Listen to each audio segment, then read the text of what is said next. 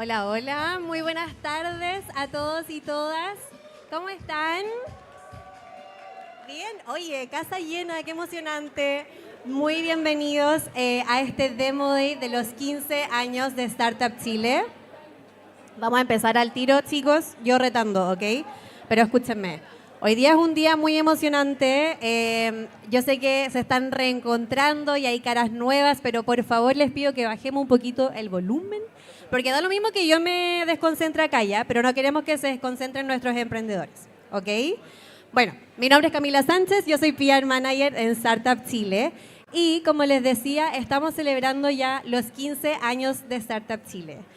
Así es, nuestra querida aceleradora pública, la primera aceleradora pública del mundo. ¿Me están escuchando ahí, sí? A ver, ¿quién me escucha? Ah. ¡Gracias! Ya, ahora sí. Mi nombre es Camila Sánchez, yo soy PR Manager en Startup Chile y como les decía, estamos celebrando los 15 años de Startup Chile. Así es, nuestra queridísima aceleradora pública. La primera aceleradora pública del mundo, no lo olviden, es oficialmente una quinceañera, chicos. Y como buena quinceañera, lo queremos celebrar en grande. Yo acá, yo no sé si se me está cayendo el carné o algo por el estilo, pero al menos en mi adolescencia, cumplir 15 años era pero el hito más importante, porque por un lado ya éramos grandes, ya sabíamos un poco hacia dónde queríamos ir, y por el otro nos merecíamos una celebración, pero ojalá lo más icónica posible. Así que eso es lo que estamos haciendo. Trajimos a 15 startups, las más icónicas de nuestro portafolio, para hacernos un pitch acá en este Demo Day que es muy especial porque queremos mostrar la historia de Startup Chile desde que comenzó como un loco experimento hasta hoy que es una exitosa política pública. Así que tenemos mucho que celebrar, tenemos mucho que agradecer, partiendo por esta vista maravillosa al centro de Santiago, o sea, a todo Santiago digo. Más encima nos va a tocar el atardecer y todo. Una vez más estamos acá en Sky Costanera, así que muchas gracias a todo el equipo de Sky Costanera y a Senco Malls por abrirnos sus puertas. Aquí sí les damos un aplauso. Y acá, solo para que sepan, nosotros no elegimos este lugar solo porque ya que choro estar en el Sky Costanera, sino porque también sentimos que es un poco un símbolo de lo que nos gusta hacer desde Corfo y desde Startup Chile particularmente, que es llevar a nuestros emprendedores a lo más alto de Chile y de la región. Así que también queremos agradecer a todos ustedes que nos acompañan. De verdad que este lugar está llenísimo y acá hay inversionistas, corporativos, mentores, emprendedores, por supuesto, emprendedores y emprendedoras. Y vamos a vivir una tarde muy, muy emocionante entre todos. También quiero agradecer particularmente la presencia de nuestras autoridades, partiendo por la subsecretaria de Economía y Empresas de Menor Tamaño, Javiera Petersen. Un aplauso, por favor. El vicepresidente ejecutivo de Corfo, José Miguel Benavente. Aquí, miren, voy a ser honesta, no sé si lo veo, pero el jefe de División de Tecnologías Emergentes del Ministerio de Ciencias, Ignacio Silva. Raise your hand si estás aquí. El honorable diputado Agustín Romero. La gerenta general de Corfo, Marcela Guerra. La gerenta de Startup Chile, Javiera Araneda. Ahí barra, chicos, ojo. La gerenta de emprendimiento de Corfo, Maricho Galvez. Y también a cada uno de los representantes de los partners que nos están apoyando el día de hoy. Senco Malls, Banco BCI, Entel y Caja Los Andes. Pero también quienes no están aquí, están allá, nos están mirando por nuestro canal de YouTube Startup Chile TV. Así que si a alguno de ustedes le llegó un WhatsApp que hoy qué ganas de haber ido o algo así, les pueden decir que lo estamos transmitiendo en vivo, van a poder ver todos los pits y además nosotros vamos a estar conectados con ustedes, así que podemos estar ahí chateando y comentando cada una de las cosas que pase. Y además, por supuesto, si es que ya van a subir algo, van a subir alguna historia o algún post, por favor, recuerden etiquetarnos. En Instagram somos startup-chile y también estaremos ocupando el hashtag DemoDay15. ¿Ok? Perdón. Ya, revisemos la agenda para hoy día. vamos a escuchar primero que nada unas palabras de bienvenida, como hay tantas personas relevantes hoy día aquí con nosotros. Luego tendremos el Demo Day de Startup Chile. 15 startups harán su pitch, que ojo, esa parte, o sea, los pitch van a ser en inglés. Luego tendremos un ratito de networking, que yo sé que es lo que a varios vinieron. Finalmente tenemos la premiación, los grandes ganadores de este Demo Day. Y luego terminamos ya con más networking, con un cóctel y con todo lo que ustedes quieran, ¿ok? Además, para el networking, cada uno de ustedes está identificado con lanyard de color, ¿ok? Y eso les sirve para saber hacia dónde quieren ir, si es que tienen algún interés en particular, ¿ok? Así que revísenlos ahí, memorícenlo, etc. Ya, vamos a comenzar un poco con las palabras, porque siento que esta es una de las tantas celebraciones de los 15 años de Startup Chile, tenemos suerte nosotros. Como les decía, es una exitosa política pública que ha traído un gran impacto para nuestro país. Y por lo tanto, muchas instituciones y autoridades quisieron hacerse presentes. Pero yo les voy a decir algo. Como ya empezamos a sentir un poco la emoción, la presión que sienten esos emprendedores que están ahí al hacer su pitch en 3 minutos, les voy a pedir que todas las personas que hablen acá también lo hagamos en formato pitch, ¿ok? Se van a poner en los zapatos de un emprendedor. Así que la primera en tomar ese desafío va a ser la subsecretaria de Economía y Empresas de Menor Tamaño, Javiera Petersen.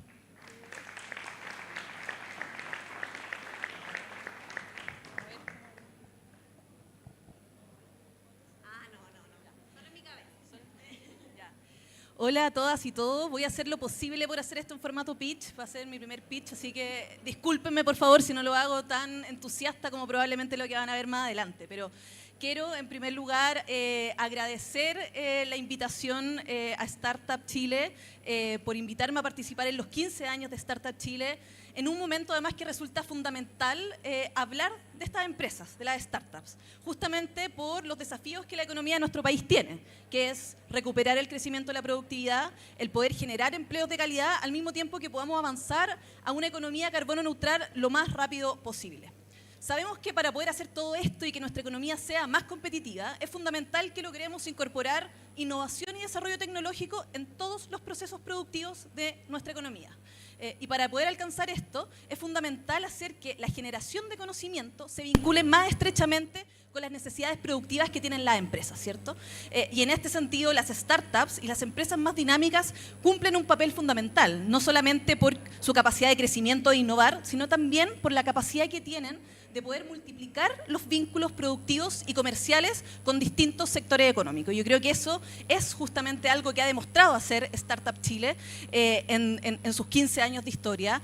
Todas las startups que han sido aceleradas por esta iniciativa, que además es inédita en el mundo, han generado una inversión de cerca de 3.000 millones de dólares, han generado empleo, ha contribuido a la diversificación productiva en las regiones y en nuestro país. Y por lo mismo es que no solamente creo que es bueno contar del pasado, sino que también pensar cuáles son los desafíos que tenemos de cara al futuro, ¿cierto? Y en eso yo creo que si nos ponemos a pensar lo que necesitábamos hace 15 años, cuando teníamos un ecosistema emprendedor que era incipiente y lo que necesitábamos era armarlo, bueno, lo que necesitamos ahora es escalarlo y profundizarlo. Y para eso necesitamos hablar del financiamiento y particularmente de la falta de financiamiento, ¿cierto? La industria de capital de riesgo y de venture capital ha tenido un crecimiento exponencial en el último tiempo. Pero esta industria sigue siendo pequeña para lo que nosotros necesitamos. O sea, el Estado a través de Corfo ha tenido un papel fundamental justamente en poder levantar distintas líneas de apoyo al capital de riesgo, pero estas están concentradas en etapas más tempranas del financiamiento. Y la pregunta es qué pasa para las etapas posteriores de financiamiento, ¿cierto? Donde todavía existen rigideces de mercado que impiden que finalmente la industria pueda avanzar. ¿Qué es lo que nosotros necesitamos? Lo que necesitamos es aumentar la capitalización local a los fondos de capital de riesgo para que puedan financiar a los próximos casos de éxito. Y es por eso que como gobierno estamos impulsando el proyecto de ley que crea la Agencia de Financiamiento e Inversión para el Desarrollo, que entre otras cosas crea el primer fondo de fondos de capital de riesgo en nuestro país. ¿Qué es lo que va a generar este fondo con un tamaño de cerca de 200 millones de dólares? Es una movilización de cerca de 1.000 millones de dólares que va justamente a la startup a través de distintos fondos de inversión. Esto va a estar justamente al alero de Bifide, que va a ser una institución que no solamente va a estar supervisada por la CMF, sino que también va a tener un gobierno corporativo independiente y especializado, que es lo que se necesita para tener una institución financiera que persigue propósitos de mediano y largo plazo. Ahora, ¿qué es lo que falta? Bueno, lo que falta es que logremos avanzar con la tramitación en el Congreso. Estamos bien avanzados porque existe un consenso amplio en que este proyecto es importante, pero como ustedes saben, muchas veces lo urgente le gana a lo importante, ¿cierto? Sabemos que la creación de Bifide y un fondo de fondos quizás no tenga réditos en el cortísimo plazo, pero esto va a ser fundamental para poder generar los motores de crecimiento que Chile necesita. Y es por eso que la invitación que hoy día les hago es que nos ayuden a poner a estos temas, que son los temas importantes, en la discusión pública, porque de esta forma podemos ir con más fuerza a sacar este proyecto a ley y que sea este año que Bifide y el primer fondo de fondos de capital de riesgo sea una realidad en nuestro país. Muchas gracias y felicitaciones. Muchas gracias, subsecretaria. Muy bien. Para su primer pitch estuvo perfectamente dentro del tiempo. Muchas gracias. Ahora les comento, Startup Chile es muy orgullosa de ser una gerencia de Corfo, así que por supuesto también nos gustaría escuchar al vicepresidente ejecutivo de Corfo, José Miguel Benavente, quien ya es un experto en pitch, ¿o no? ¿No? ¿Aún no? Ya bueno, pase adelante, ¿no? Gracias. ¡Wow! ¡Qué concurrencia! Oye, bueno, buenas tardes a todas y a todos. Primero que nada, felicitar a Startup Chile por sus 15 años. Eso yo creo que merece un aplauso en sí mismo.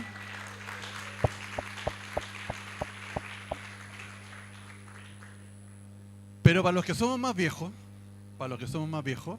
y entre esos está Nico Chea aquí sentado, que fue uno de los autores intelectuales de este programa, este es un tipo de política pública que es una política de Estado. No es la política de un solo gobierno.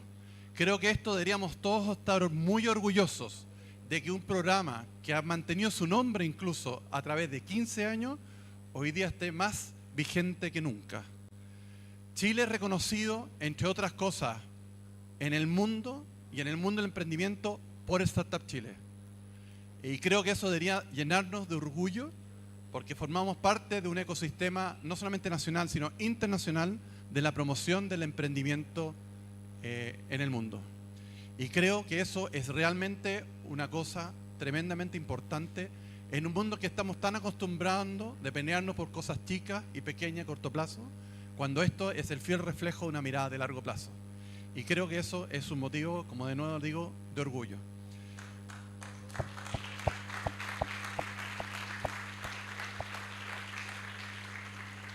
Lo segundo, a mí me ha tocado varias veces en este cargo que tengo y antes, de preguntarle al mundo ¿qué es Startup Chile?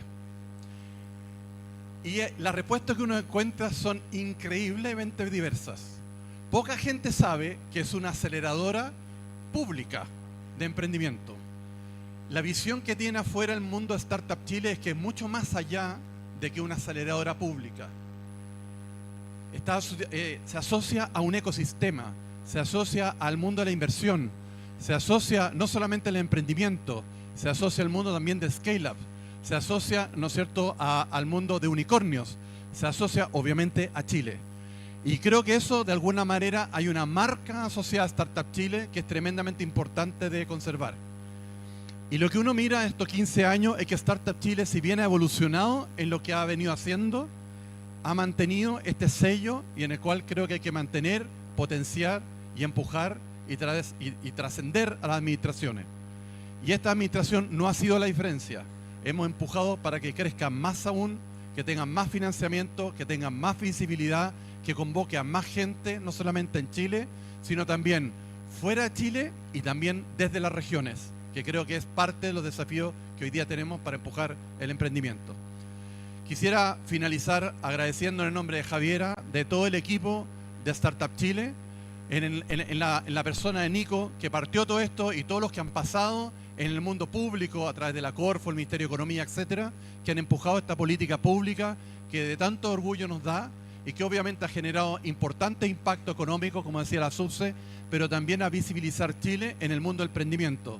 Somos un país muy pequeño, muy lejos, que poca gente nos conocen por pocas cosas. Y me atrevería a decir, por una de las cosas que nos conocen es por Startup Chile. Así que mantengamos ese nombre en alto a Chile para el mundo. Muchísimas gracias. Muchas gracias, vicepresidente. Ahora, perdón, se me fue, pero vicepresidente y subsecretaria, si pueden subir acá al escenario, ya que Javiera Araneda, nuestra gerenta, les va a hacer un pequeño reconocimiento. Y aquí, ¿quién me ayuda con la fotito oficial? Adelante.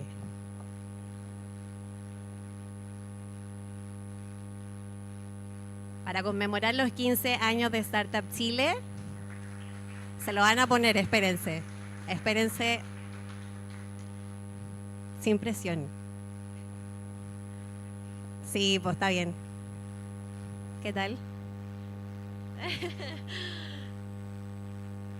Ahí está, perfecto, ahora sí el aplauso.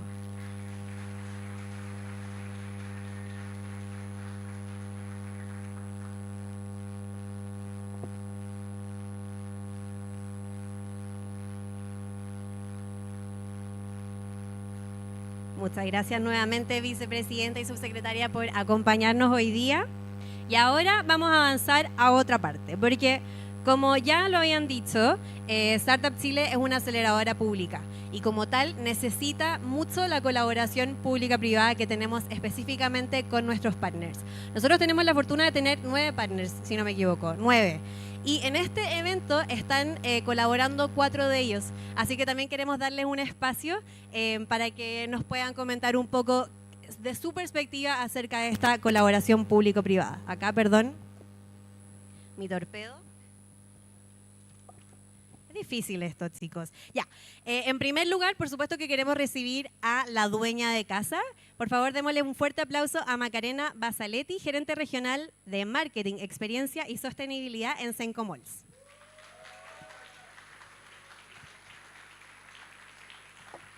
Perdón, también en formato pitch.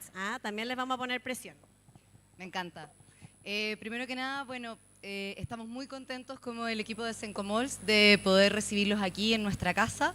Muy agradecidos de todas las autoridades presentes, el mundo de emprendimiento y startup, creo que el mundo corporativo, como estaban mencionando. La verdad es que poder estar finalmente trabajando de manera colaborativa y trisectorial cuando se une el mundo privado, la sociedad civil y el mundo finalmente de gobierno es cuando realmente pueden pasar cosas. Y estaba pensando un poco a partir del desafío de pie, como nosotros tenemos un propósito como Sencomols, que es liderar la generación de espacios y experiencias para un mundo mejor.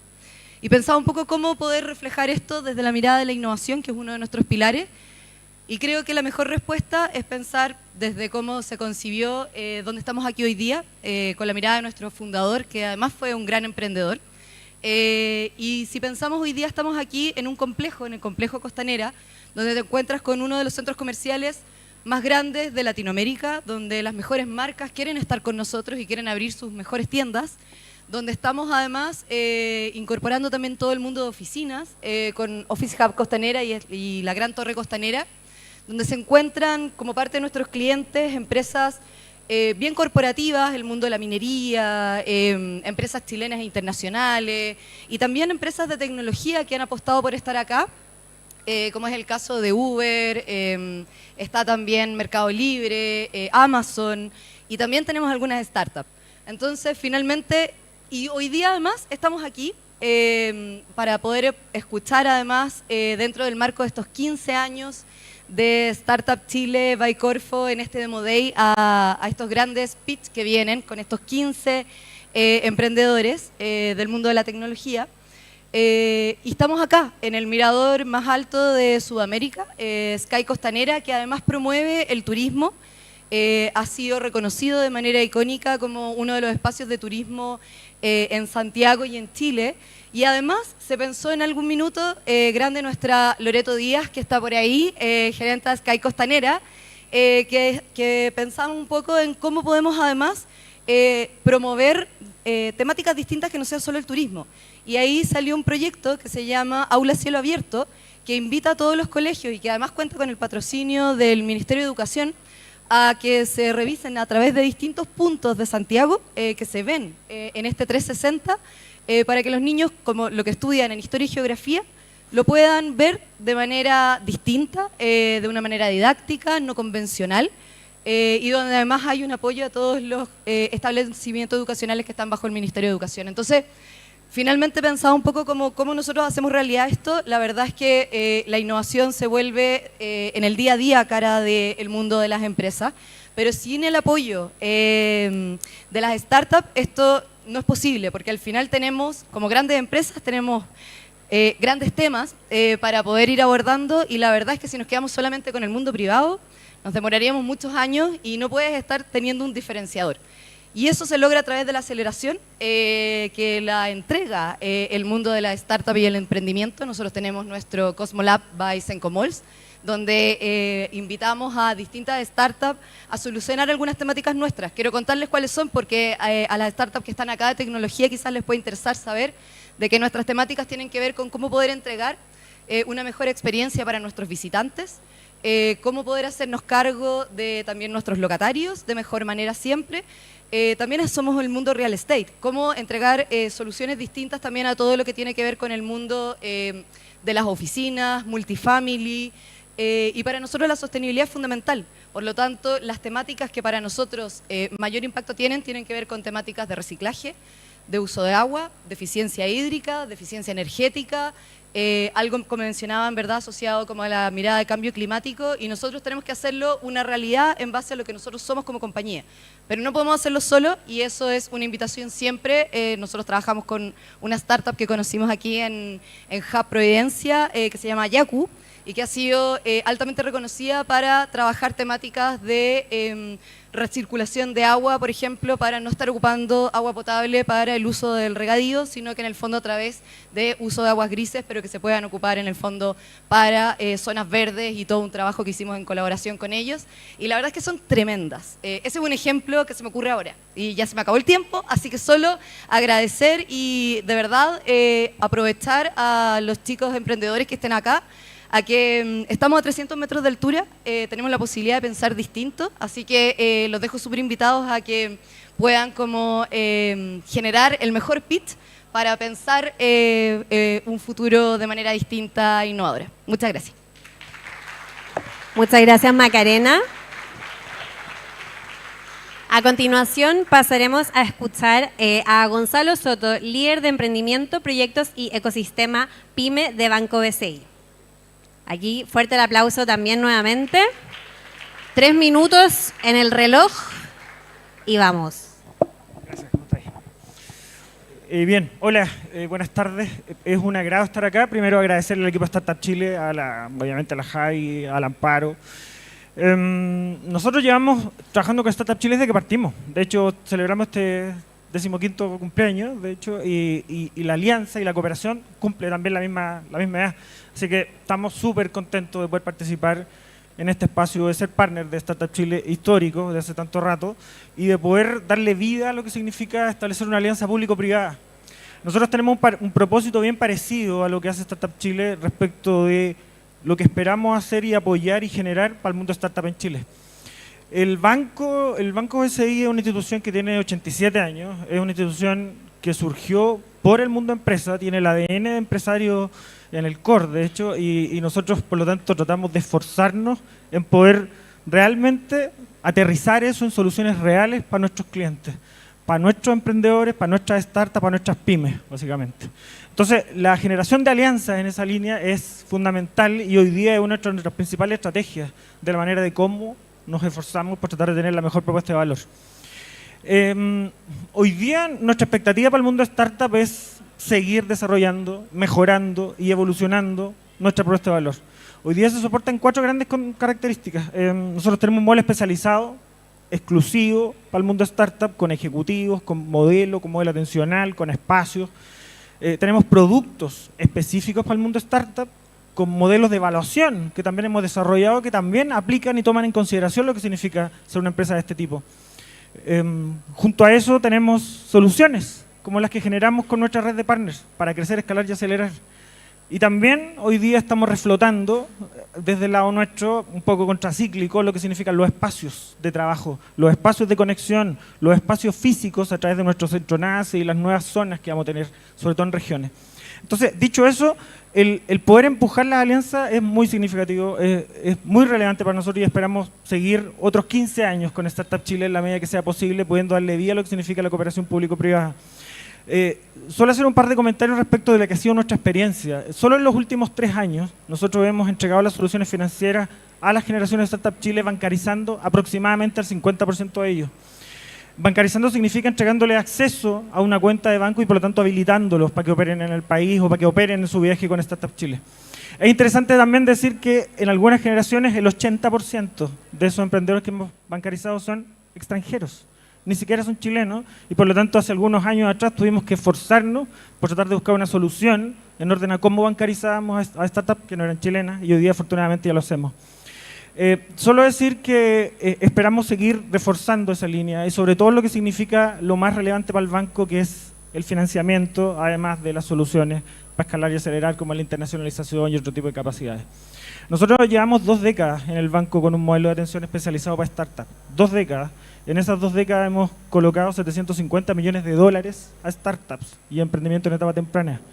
Muchas de ellas sin ventas y por lo tanto esto es algo del mundo privado que hacemos hace mucho rato y esperamos seguir haciéndolo aún más. Y solo como último comentario, indicar que este año tomamos una bandera que tiene que ver con el emprendimiento femenino. Nuestro desafío hoy día es apoyar más aún a las startups lideradas por mujeres. Es cómo hacemos para poder trabajar realmente en mitigar la brecha de género que existe. Y para este año pasamos a una acción concreta. Nosotros tenemos un desafío este año de 100 millones de dólares de financiamiento a startup o emprendimiento en etapa temprana. De esos 100 millones de dólares esperamos que el 40% sea para startups lideradas por mujeres. 40%. Ha sido súper difícil ese desafío y a la fecha llevamos buen avance, pero tenemos un gap gigante todavía. Hemos logrado avanzar en un 30%. 30% de todo el financiamiento que hemos otorgado este año para el mundo startup ha parado en startups lideradas por mujeres. Así que, dicho eso, solo agradecer nuevo por estar acá, por la invitación del equipo Startup Chile. Ojalá podamos seguir trabajando mucho más tiempo juntos. Nosotros compartimos una visión pro apoyo al emprendimiento, pro apoyo a la pyme, y yo creo que eso es súper significativo porque permite que tengamos una agenda común. Nosotros no solo cooperamos, apoyamos y ponemos el logo diciendo que somos sponsor. Nos interesa trabajar juntos, hacer cosas juntos y ojalá tomemos las mejores capacidades y recursos de ambas instituciones para poder entregárselas a las comunidades de emprendedores que tenemos. Así que éxito a todos, éxito a las startups que van a participar acá hoy día a continuación en el pitch y muchas gracias por el espacio. Muchas gracias, Gonzalo, por tus palabras, por todo el apoyo. Oigan, reitero mi llamado al silencio, por favor, que acá se escucha todo. Así que les cuento una cosa. Hay gente que anda con lanyard color Startup Chile, a ver, como Benja, que está anotando en una lista negra a la gente que no se queda callada después de 3 avisos, ¿ok? Ya. Y por último, las últimas palabras de este bloque, pero no menos importante, por supuesto, recibimos de parte de Entel a Michelle Vidal, directora de Alianzas y Vinculación Corporativa. Fuerte el aplauso.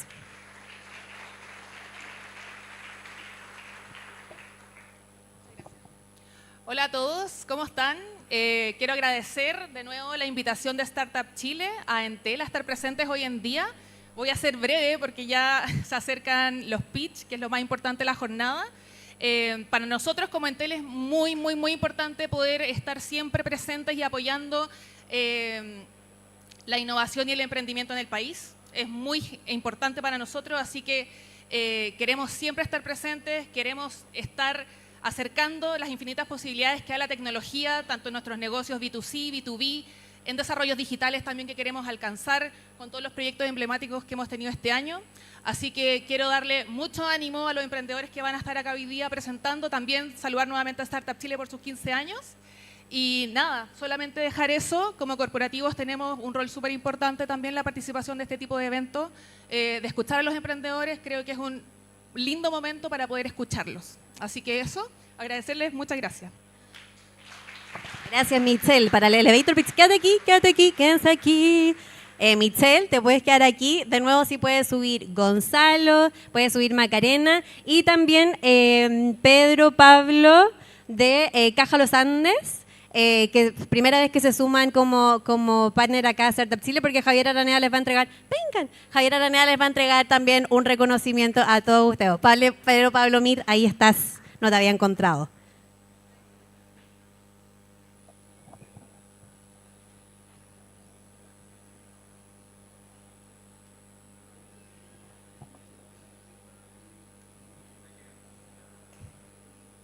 Hay una fotito oficial.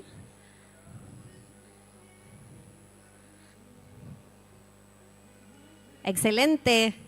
Estamos listos. Muchas gracias nuevamente a todos nuestros queridos partners por apoyarnos y por permitirnos realizar este evento. Y ahora sí, lo que todos estábamos esperando, chicos, es momento de empezar nuestro Demo Day. Es momento que los emprendedores y las emprendedoras de Startup Chile se tomen el escenario, que es a lo que todos ustedes vinieron. Como ya les he mencionado anteriormente, hoy día en este Demo Day vamos a hacer un recorrido por toda la historia de nuestros 15 años, desde la creación en el 2010 hasta el día de hoy. Por lo tanto, les vamos a presentar los principales hitos que hemos vivido y tenemos 15 espectaculares emprendedores que van a ser los que representan cada uno de esos hitos.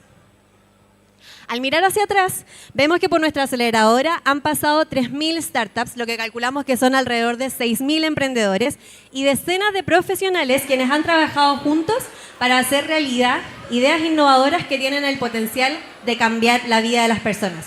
Porque claro, a nosotros nos interesa la innovación, la tecnología, pero más que nada nos importa el impacto social que tiene nuestra aceleradora en la vida de las personas y también la conexión humana que generamos con nuestros emprendedores. Desde que los recibimos en el cowork en Santiago hasta que vemos cómo cumplen sus metas una vez finalizado el programa.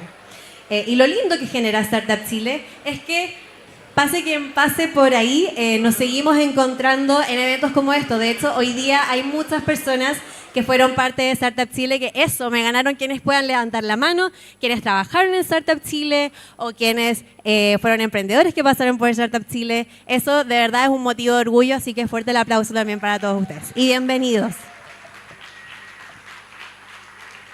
Ahora, ya. Listo. ¿Quién quiere conocer a los 15 emprendedores que van a estar pitchando el día de hoy? Pueden escanear ese código QR y también hay códigos QR en unos carteles distribuidos ahí en la sala, como por ejemplo el que está ahí atrás, ¿ya?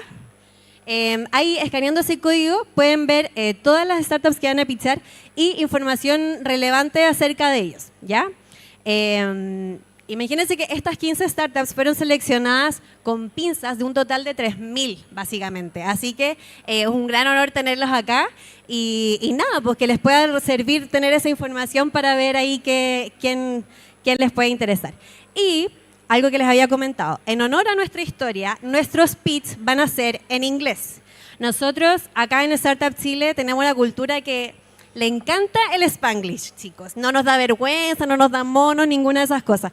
Por dos razones. Nosotros motivamos a nuestros emprendedores a pitchar en inglés, porque por un lado recibimos de todas las nacionalidades del mundo y por el otro también queremos que ellos sean capaces de escalar al mercado que se propongan. Y por lo tanto, siempre los vamos a motivar a que puedan hacer su pitch en inglés. Ya. ¿Y cómo va a funcionar este Demo Day? Cada startup va a tener 3 minutos para hacer su pitch y luego vamos a pasar a un bloque de 2 minutos de preguntas. Finalmente, vamos a elegir a 3 ganadores. Por un lado, The Most Innovative, que es la startup que entrega la solución más innovadora por una necesidad latente.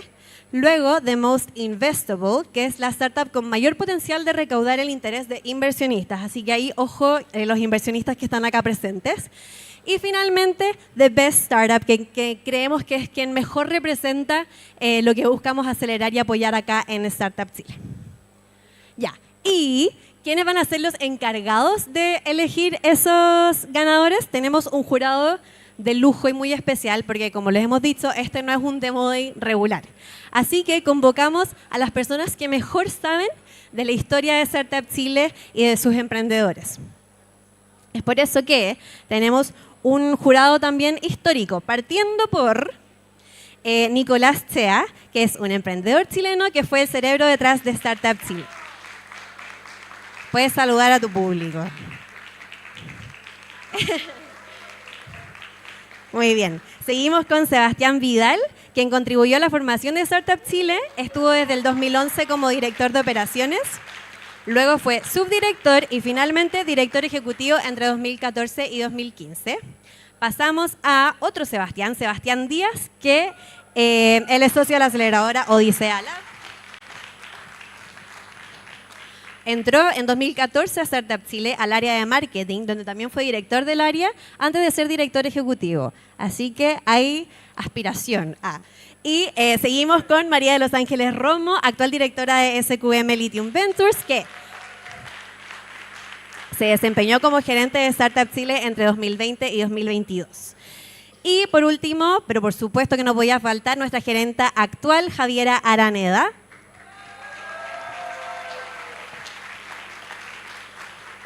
Y ahora sí, chicos, últimas palabras que yo les prometo que vamos a escuchar antes del pitch, ¿ya? Pero invitamos por favor a Javier Araneda para que comience del kickoff inicial a este Demo Day. Gracias, Cami. Hola a todos, qué honor estar aquí. Y la verdad que ver tantas caras conocidas, tantas caras que a lo largo de estos 15 años Startup Chile han pasado de una u otra forma. Estamos un año más a 300 metros de altura en un piso 61, créanlo o no, con vista a todo Santiago, celebrando, y en este caso, un tema que es icónico e histórico, la verdad, que son estos 15 años de Startup Chile. Estamos hablando de 15 años de impacto, 15 años en los que hemos apoyado a más de 3.000 startups de 98 países de todo el mundo, que han generado empleo, que han pagado impuestos, que han tenido, que se han quedado, algunos que han partido, pero todos que han dejado un pedacito de sí mismos acá en Chile y acá en nuestro país. Y también estamos celebrando 15 años de mirar más allá de las fronteras de Chile, de mirar más allá del talento local, de mirar más allá de la tecnología local y conectar todo eso tan grande y tan rico que tiene Chile con el mundo. Y es por esto que Startup Chile ha podido posicionarse como un referente a nivel mundial y ha sido un aliado bastante estratégico, lo comentaba el vicepresidente, de reconocer, una de las cosas que se reconocen de Chile es efectivamente Startup Chile. Y esto porque fue la primera aceleradora pública del mundo, este loco experimento que sale aquí de un loco cerebro también y que la verdad que se transforma en eso, se transforma en estos 15 años de este impacto. Y Startup Chile se ha posicionado como una política de Estado. Y esto es clave porque Startup Chile no es de una persona, Startup Chile no es de un ministerio, no es de un gobierno, Startup Chile es de Chile. Startup Chile es de todos y cada uno de los que estamos acá tenemos un pedacito de Startup Chile y hemos sido parte en un pedacito de esa historia y de convertir Startup Chile en lo que es. Porque además nosotros hoy día con el equipo de Startup Chile, un tremendo equipo que tengo la suerte de liderar, nos toca estar parados sobre hombros de gigantes. La verdad, con lo que todos ustedes construyeron es como nosotros podemos seguir creando y seguir aportando a nuestro país. Así que estos 15 años, nuestra quinceañera, hay que celebrarlo. Dijimos, bueno, tenemos que contar nuestra historia y qué mejor forma de contar nuestra historia que a través de nuestras startups. No fue fácil, Cami lo comentaba, elegir a estos representantes icónicos de los que estamos súper orgullosos y honrados que nos estén acompañando hoy día, que como van a ver van a representar momentos, hitos, programas de Startup Chile. Así que la invitación ahora es a que vayamos juntos y demos una caminada por esta calle de la memoria, la famosa Memory Lane, y por supuesto de la mano de quienes están al centro de todo lo que hacemos y para quienes trabajamos todos los días, que son nuestros emprendedores y emprendedoras. Muchas gracias. Gracias, Javi. Y ahora, como dijo, ahora sí empezamos este recorrido. Así que los quiero llevar al año 2010, que como recordarán, fue un año muy particular en la historia de Chile, porque había una crisis socioeconómica muy importante. Por un lado, teníamos la crisis global financiera, la crisis subprime que afectó a mercados en todo el mundo. Y por otro lado, en febrero vivimos uno de los terremotos más grandes de la historia, lo que por supuesto afectó a gran parte del país. Y en ese contexto empezamos a mirar hacia afuera, más allá de nuestras fronteras. Y ahí fue que nos dimos cuenta que en distintas partes del mundo se estaban acelerando negocios tecnológicos en medio de la crisis. Por ejemplo, Airbnb, Uber, WhatsApp y Dropbox. Y así se empezó a soñar la idea de Startup Chile. La idea de traer emprendedores extranjeros a Chile se convirtió en un plan de acción. con dos objetivos. Por un lado, generar un intercambio más cultural para que los emprendedores chilenos pudieran un poco contagiarse de esa energía de los emprendedores del mundo y poder potenciar una mentalidad más innovadora y pensar soluciones más globales, más que locales. Y por otro lado, fomentar el desarrollo de un ecosistema local, que hace 15 años era muy incipiente aún. Entonces, ¿cómo lo hicimos? Ofreciendo no solo cofinanciamiento, sino que todo un proceso de soft landing. Se les entregó una visa de trabajo, se les dieron conexiones en el mercado local, mentorías y un espacio de trabajo para trabajar rodeado de otros emprendedores, igual que ellos, cada uno trabajando en sus ideas de alto impacto. Así, en el piloto, empezaron a llegar 24 proyectos de Estados Unidos, Canadá, Costa Rica, Francia, Irlanda, incluso China. Y esta apuesta fue todo un éxito. Incluso acaparó ya portadas internacionales y empezó a captar la atención del mundo, tal como explicaba el vice en las palabras. Entonces, poco a poco empezamos a recibir startups de todo el mundo, incluyendo la startup que va a ser la primera en pitchar. Anastasia Gutkevich llegó a Chile desde Rusia para ser parte de nuestro programa SEED y luego volvió a pasar por Growth. Ella es fundadora y CEO de Bifides, una biotech que lucha contra las alergias y las enfermedades respiratorias crónicas a través de la ciencia de la microbiota profunda. Así que, por favor, un muy fuerte aplauso para Anastasia.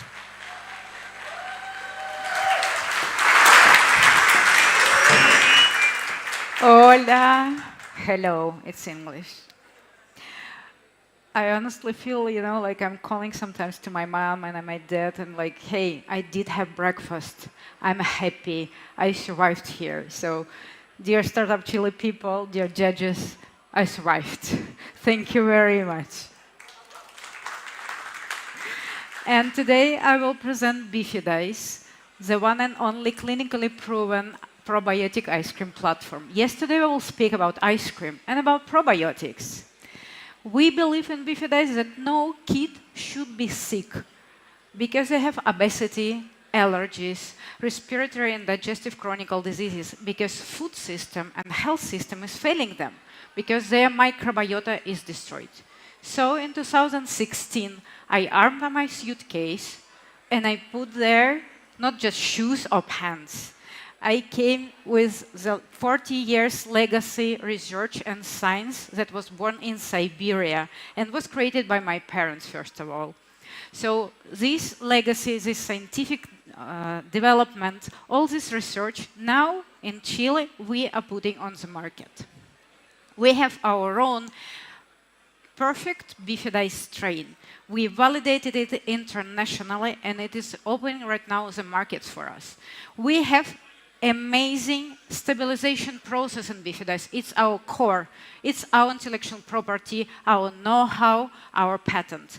That allows us to create probiotic food that will actually work inside your microbiota and actually will act so you will see the efficiency. So is it just ice cream? Is it just dessert? No, it acts like medicine, and we proved it. We have 6 clinical studies. We studied more than 12,000 patients and 4 million of microbiota profiles. And now, it's a completely different story in Chile that we started in 2016. We immediately launched the product on the market.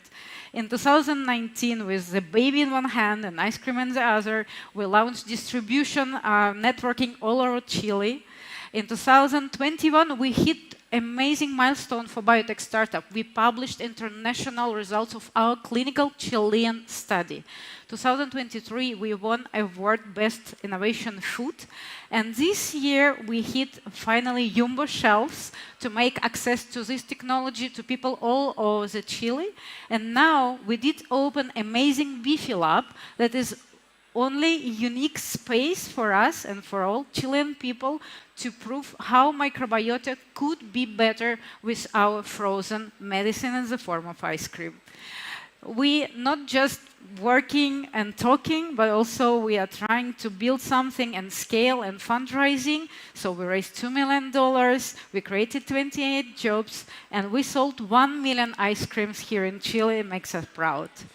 So right now we are licensing our technology and our unique probiotic strain, and we are suggesting and collaborating with amazing ice cream companies all over the world right now. And please stop thinking probiotic supplements, because we really believe that ice cream will save the world. Thank you.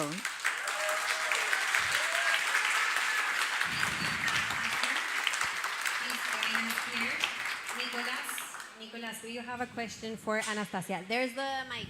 You have to share it, so be careful with your feet. Thank you. Anastasia, such an amazing story that continues of your family.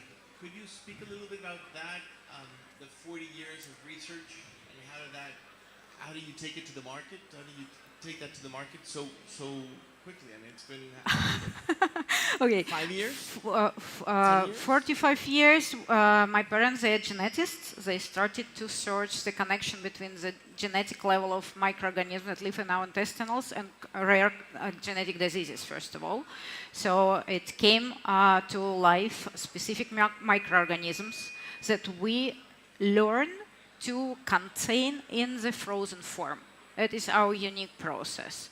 And we try to implement it in kindergartens here. We are working right now with some hospitals. So Jumbo allowed us to have massive sales. You know, girl needs some money on bank account. It's nobody bothered for that. So and right now we impact our technology to be ready for the licensing. Are we good? Yeah, thank you, Anastasia. Please come down. Ok, y ahora, como les iba comentando, la idea inicial de Startup Chile era que vinieran emprendedores extranjeros hacia acá, pero obviamente, ligerito después, se empezaron a sumar emprendedores chilenos que también estaban desarrollando sus propias soluciones. Porque obviamente, ¿qué mejor lugar para acelerar sus negocios que esta aceleradora que ya está en funcionamiento? Y uno de los primeros, y el programa SEED de Startup Chile es finalmente lo que consistía en 6 meses de aceleración para startups que ya poseían al menos un prototipo funcional. Ha sido nuestro formato más largo de duración, duró 10 años, y en los que recibíamos hasta, escúchenme, 200 startups por generación. Eso es muchísimo. Y bueno, y de los primeros chilenos en llegar es nuestra próxima startup. PageLab pasó por nuestro programa Seed 4 y luego por Scale 5. Es una biotech con más de 14 años de experiencia en el desarrollo de soluciones basada en bacteriófagos para abordar el desafío del control de patógenos en sistemas de producción intensiva. Actualmente tienen operaciones en Chile y en Brasil. Así que recibamos a su CEO, Hans Pieringer.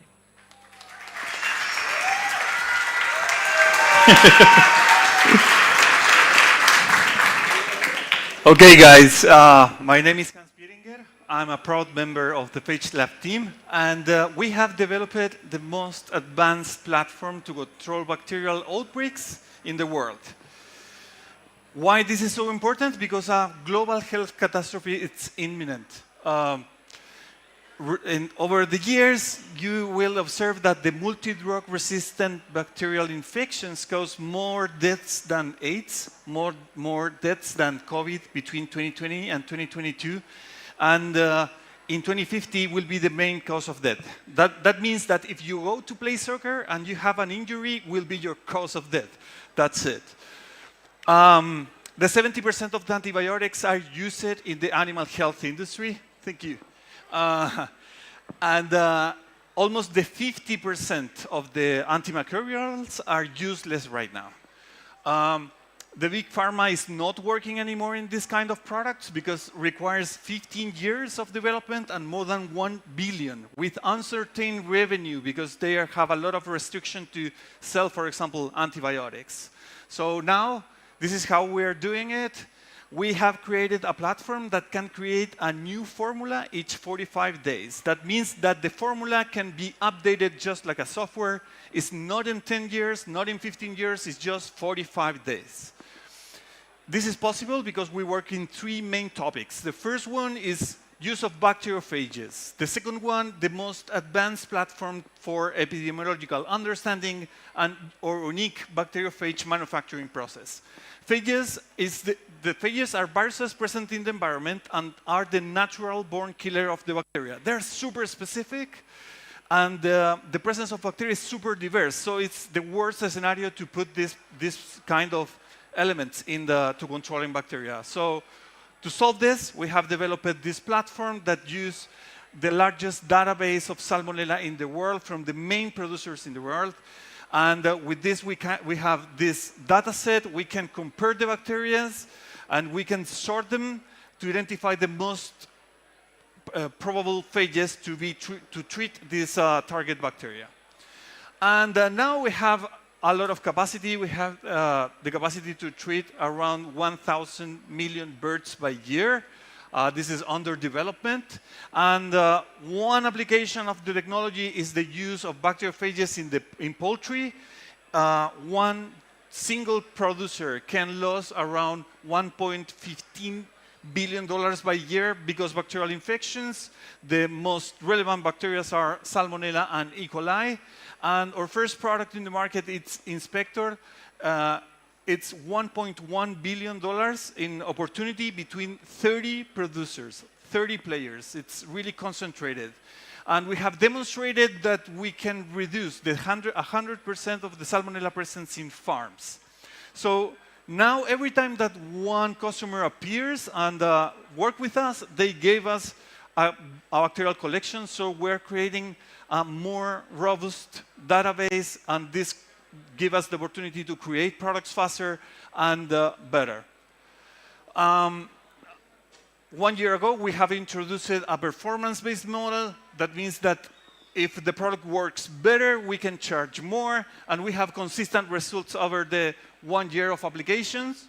And in just 6 months of commercialization, we have reached deals to treat 500 million birds in Brazil. That means it's the 8% of the Brazilian market just in 6 months. So what's next? We're preparing the Series B funding because we're totally prepared to conquer the world. So we say science works and we can prove it. Yeah, awesome. Thank you, Hans. Thank you. Now, Sam, you have the question. Yes. Thank you, Hans. Can you mentor me, please? Because I need some help. No, I think it's amazing work. I've seen your work since 2012 or 14, whatever, and I have seen the evolution. I think I have two questions. The first one is why I think I left when you were working more with cows, right? Yeah. So what was the opportunity that you saw on chickens? It's the first one. And then just to give a dimension, the calf product, the opportunity was around $5 million in sales by year in Latin America, and currently is distributed by Merck, and just one customer in Brazil can buy $2 million. So we have all our focus there. Super. And second follow-on question is, you said that you were managing more than 500 million chickens. So imagine that's... This is under deployment, but we have deals to treat this. Gold is gold data for all of you scientific guys. Like, what's that data being used now?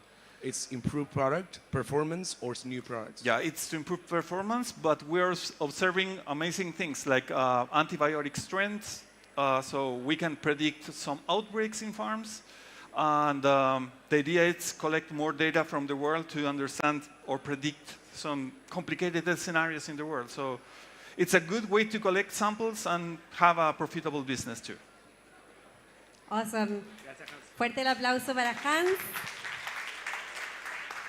Les volvemos a pedir, chicos, a los que están ahí atrás, por favor, el silencio, porque acá queremos escuchar bien a nuestros emprendedores, ¿ya? Bueno, íbamos con sí, ¿ya? Y esa fórmula nos funcionó súper bien hasta que nos empezamos a dar cuenta que de repente necesitábamos una oferta para emprendimientos que estuvieran más adelante. Pero de hecho, sí nos funcionó tan bien que 3 de nuestros 4 unicornios pasaron por ese programa, que yo aquí quiero hacer una mini trivia. Puede ser a nuestros jurados o si alguien más sabe. ¿Cuáles son esos 3 unicornios del principio? Cabify dice ese, ¿va? Betterfly, que pasó por Seed. ¿Cuál otro me dijiste? Muy bien. Vea, Notco pasó por este próximo programa que les voy a presentar yo, que es Scale. Por favor, eso. Scale fue la que se hizo como para las startups que ya estuvieran en una etapa un poquito más avanzada, que fue un fondo de seguimiento para empresas de alto rendimiento y de hecho se les entregaba un cofinanciamiento de 60 millones de pesos. Así que ahora, a continuación, vamos a traer a 2 startups que pasaron por ese programa. Empezando por Soy Momo, una empresa tecnológica líder dedicada al desarrollo de dispositivos electrónicos infantiles. Ellos pasaron por Scale 7 y ya tienen distribución en 3 continentes. Así que por favor recibamos con un fuerte aplauso a su CEO, Aníbal Madrid. Good afternoon, guys. Do we have any parents in the room right now? So you kind of gotta get some hands. Any uncles or aunties as well? I want you guys to keep these little kids in your mind when I'm going through the pitch of Soy Momo. My name is Aníbal, CEO and founder of Soy Momo. We are building safe technology for kids. I will probably say that parents, and you guys can confirm, but one of these questions probably pops up at least once a day in your mind, right? Where's my kid?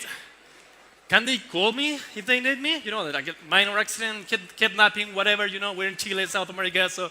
And what if they get lost? I got lost multiple times when I was a little kid, and I couldn't like call to my parents or anything. And sadly, the current solution, or at least a solution 5-6 years ago, it was the smartphones, right? But there's a tons of issues when it comes to smartphones, because the smartphones were not made for kids, right? When it comes to the brain of the kids, there is critical brain development that happens between the age of 5 and 12 years old. We've all seen these kids, you know, screaming because they want to keep on playing the tablet. They can't even talk to you for 60 seconds because they need to be in their smartphones, right? So they're just, you know, going through TikTok, whatever. Even we, the adults, have the same issues, right? So we came up with this crazy idea. What if we just take one, like a normal phone, like a smartphone, we take this very nice CPU, we just compact it, you know, as much as possible, and we create your kid's first phone, which is our first product. The Soy Momo phone is a very basic smartphone that can actually make calls, can do video calls, and can send messages to parents. Of course, it's got a 24/7 AI, please don't miss the word, super power location tracking system, as well as we obviously don't put any games or any internet access. We don't want to have kids, you know, that playing games on the watch. It's just, you know, communication and safety for kids and parents, right? And obviously, during the last years, we were the ones that actually created the first AI agent for kids, which is a Momo, because we do envision a future where kids are using AI to, you know, gain superpowers. Soy Momo is not only a beautiful and very romantic project, it's also a very profitable one, generating over $10 million in revenue during the last years, over 250,000 units shipped in the world, over 300,000 parents, as someone said in the beginning, said distribution around the world. What's going on with Soy Momo right now? It's time to scale. The world's next, and we're going from Chile to the world. I also wanted to notice, Soy Momo started with this very little watch, but Soy Momo right now has got the very first smartphone on Earth that can and have sent several pedophiles and bullies to the jail. We created also the safest tablet on Earth, and we also have the most sold baby monitor in South America. That's Soy Momo. We're building the future for the future. So that's Soy Momo from Chile to the world. Let's fucking go. Oh my God. Let's keep it PG, Aníbal. Seba. Wait. Okay. Seba, do you have a question for Aníbal? I have many questions, yes. Can you hear me? Yes? Absolutely, yes. So not many times users get the chance to judge the companies like this. Are you one of the users? Yeah, awesome. Thank you very much. So I have a critical question. That it was the first question that came to my mind when I started using Momo. How do you deal with the data? We're talking about kids' movements, kids' voice recording, we sell it. And a lot of stuff. Great.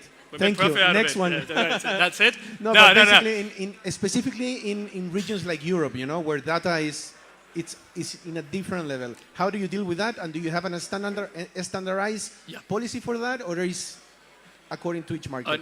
If I'm not wrong, in 2019, you know, this GDPR thing came out of nowhere. So, and we have launched in Spain, and we're launching in Germany as well.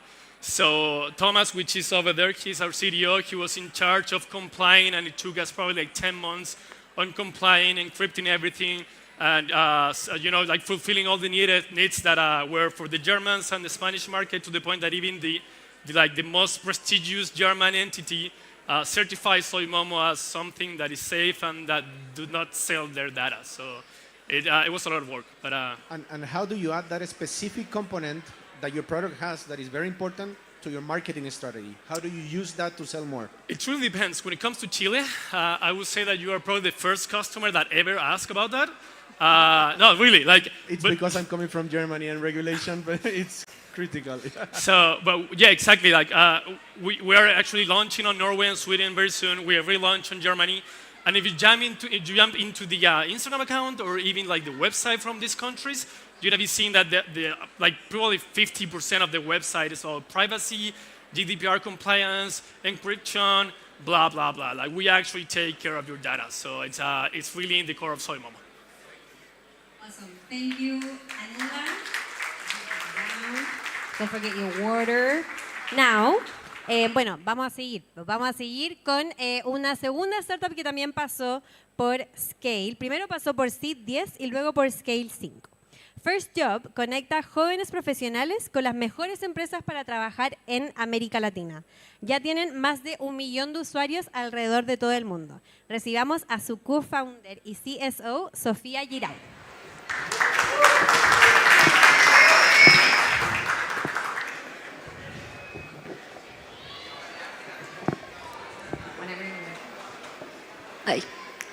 Hi everyone, I'm Sofía Giraudo, co-founder of First Job. 13 years ago, we created a company from scratch. We have no investors, we have no money, we have no connections. And with our first 3 clients, we created something big. How much does it cost to create a new industry? We create what we call the first job industry, a new way to help young professionals to start their careers. We create a really simple solution. We create a platform that connects internships and students with entry-level positions, and we help companies to improve their employer branding. We create a really simple platform, free for our users, that can help them to connect with a lot of different companies. And how do we connect companies with new generations? In 2 ways. The first one is through social media awareness. We create content from our companies to connect with new generations, especially Gen Z. And also we create the large study for young professionals in all Latin America. We show young professionals which are the best company to work for. And also, we have important data to companies that help them to improve how they attract and retain young talent. We have more than 1,000 clients in Latin America. 40% of them pay an annual plan. And these are some of our few clients. Large company from all different industries focused on connect with young people. In Chile, we have helped young professionals to start their careers. We have helped companies to connect with young professionals, and we create initiatives like Latin America Intern Day. So, what if more companies and more entrepreneurs focus on growing up their businesses instead of raising money? At the beginning, I asked you a question. How much does it cost to create a new industry? In our case, only $370,000. With that investment, we are now selling more than 6.5 million total sales. That's 20 times the capital we've raised. And we are really proud of that. So beyond the numbers, beyond the company, we are changing how young people's lives at work. And we are really excited to see what's next.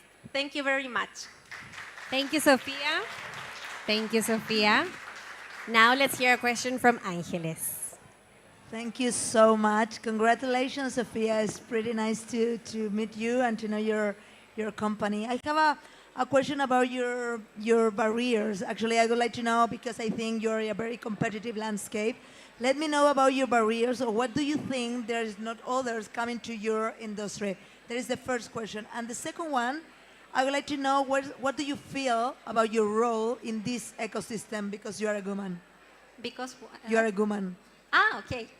I think the barriers is we have to educate human resources areas with the concept of employer brand and how to attract new students and recent graduates. And it's difficult. It was difficult at the beginning to enter to an area, human resources, that is really difficult to talk about, and they're not really engaged to technology.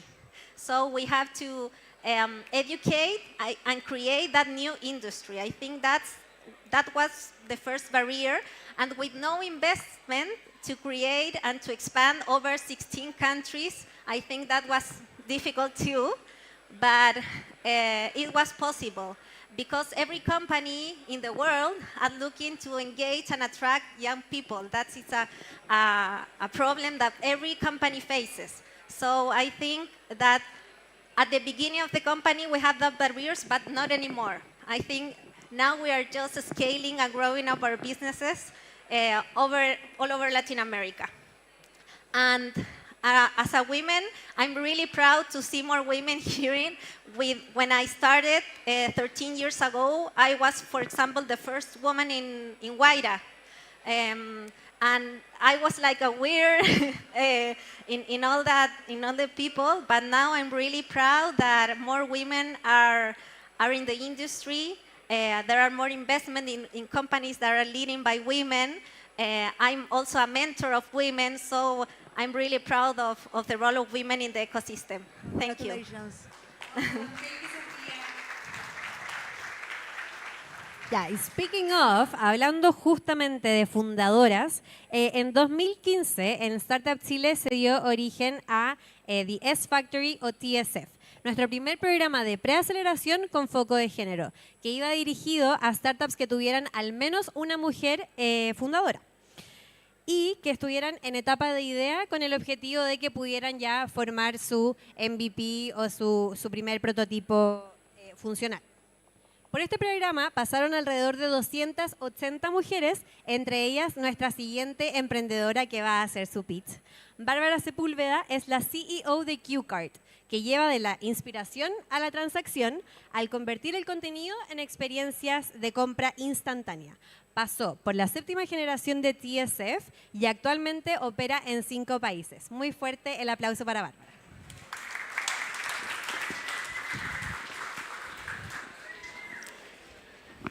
Hi everyone.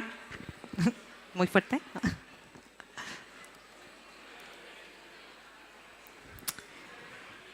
Hello everyone. I'm Bárbara Sepúlveda, co-founder of QART, the first digital and technological application that converts any digital content into shoppable experiences. Today, Gen Z is the responsible of half of the global consumption. And the interesting thing is that the first making decision channel that they use is social media. So brands already know this, and they are investing billions in content, influencers, and digital media. But there's a very big problem that is occurring, and it's not solved yet. That is that all the content is disconnected from the purchases. That means it's not as easy as I see something, I click it, I bought it. And here is where QART comes in. We are the first app in Latin America that connects every digital content into purchases, closing the gap between the inspiration and the shop. For example, you see a recipe in Instagram, and in one click, you load all the ingredients to the supermarket. Or you see a makeup tutorial, and in one click, you load all the products into the pharmacy checkout. And it doesn't matter if it's 1 product or 10 products on Instagram, TikTok, WhatsApp, or even ChatGPT. Every path leads to the checkout. So this is how we have built our biggest competitive advantage. We are building a very big network in LATAM, and we have already integrated 10 supermarkets chains, 8 pharmacy retailers, two stores of deco, and let me tell you, this is just the beginning. For example, our brands love us. Why? Because we deliver real results. For example, with Mondelez, not only people could just make a like in the post, in one click, everybody could just upload all the ingredients in the checkout. The result? A 30x ROAS in just one single campaign. Or for example, Coca-Cola Andina, that have achieved a 20x ROAS average over the past year using QART. Or Hendrix, with their shoppable recipe blog, that have delivered more than 40% up sales than last year. And this goes beyond groceries and beauty. We're including fashion, deco, do-it-yourself, because every industry has its own recipe. Who's the team? This is the team, and we have been working together for 8 years, building 2 startups, and we have deep knowledge in product, in marketing, and in technology. The last 2 years, we have achieved 600,000 products carded annually, $2 million in annual checkout value, and 20 integrated retailers across LATAM operating in 5 countries.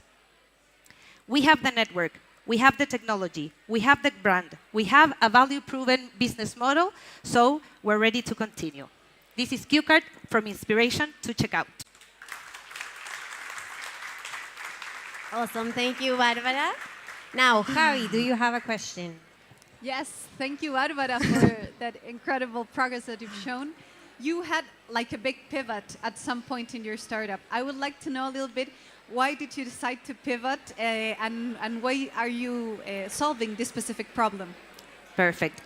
For those who doesn't know, I started with my first startup, that is Como Quiero, where we specialized in groceries. So we have the recipes loaded to the supermarket cart. But then we realized that all the industries has their own recipe. So when you see a makeup tutorial and you want to buy those products, it's really disconnected the path.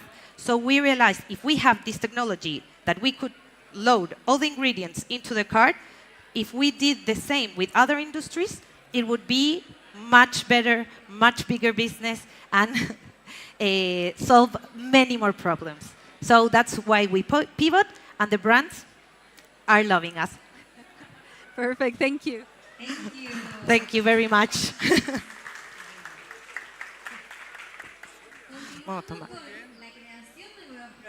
En 2018, Startup Chile lanzó Huella, un programa que apoyaba a proyectos innovadores que fueran de triple impacto. O sea, que no solo tuvieran un impacto económico, sino que también social y ambiental. Fueron 30 las startups que pasaron por este programa y ellos tuvieron un completo proceso de acompañamiento y apoyo financiero, al igual que todos los otros emprendedores que han pasado por Startup Chile. Bayback fue una de ellas. Acá si me ayudan con las slides, por favor. Gracias. Bayback fue una de ellas. Es una plataforma impulsada por inteligencia artificial que detecta, previene y predice el acoso en los colegios. Pasó por Huella 2 y actualmente casi 200.000 estudiantes han usado la plataforma y, ojo, un 90% de los casos ha sido mediado exitosamente. Así que recibamos por favor a su fundador y CEO, Álvaro Carrasco.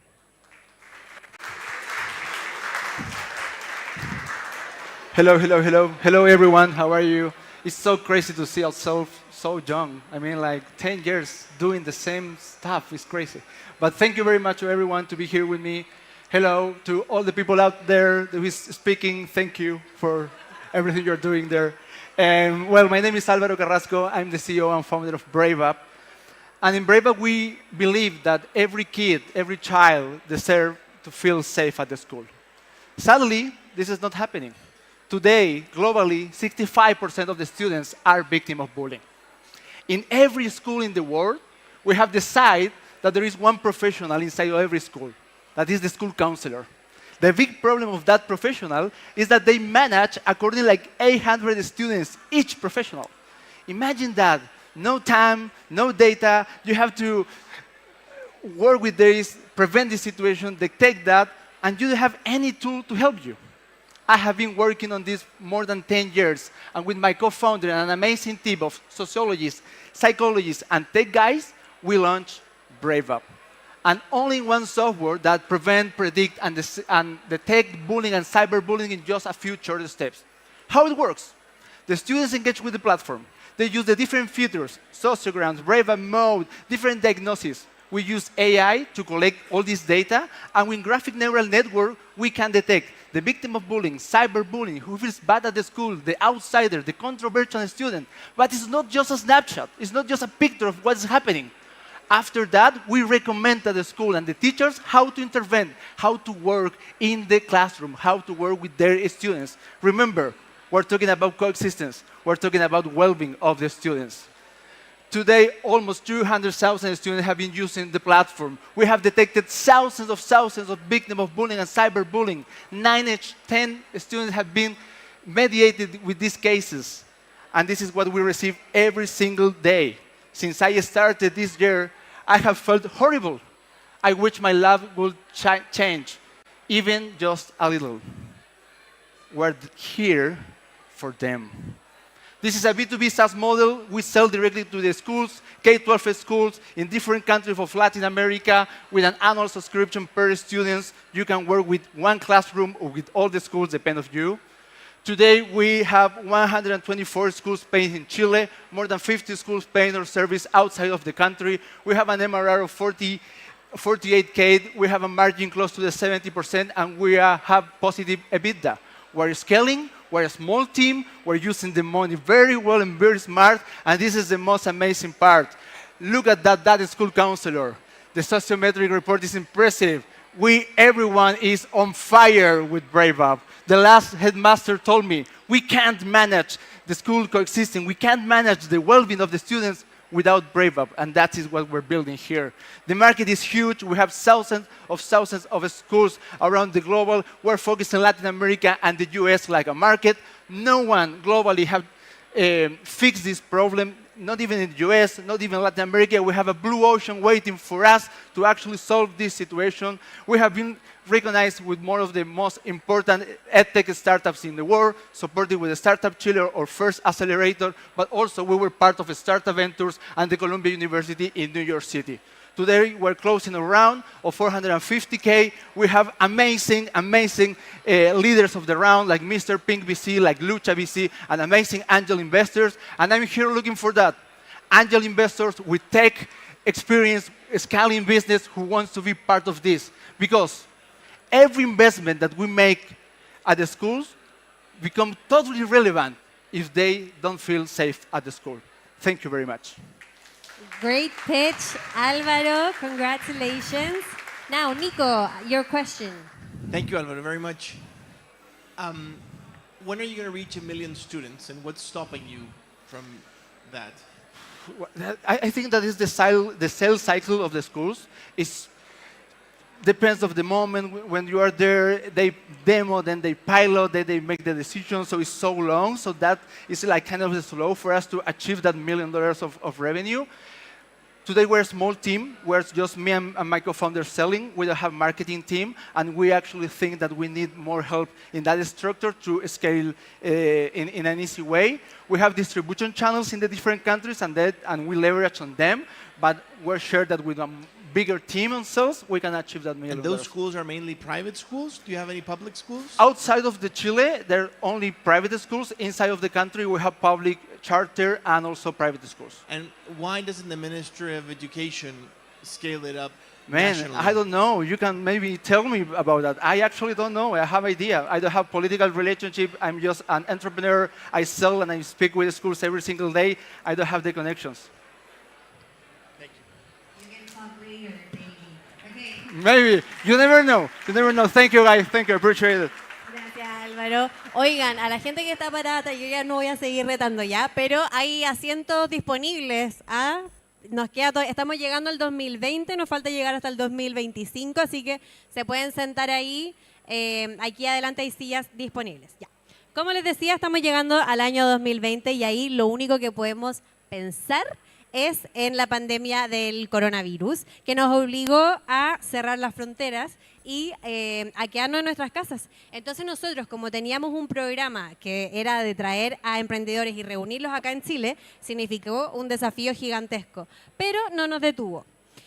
Todas las actividades de nuestro programa se pasaron a hacer a través de la pantalla. Por ejemplo, el Icebreaker, que es una de las primeras jornadas que tienen nuestros emprendedores en las que tienen que correr por las calles de Santiago, pasamos a hacerlo por una reunión por Zoom, como ¿cuál es tu color favorito? ¿Cuál es tu special thing? Incluso los demo days, que los hacíamos así mismo en un escenario, en nuestro cowork, también pasaron a hacerse online.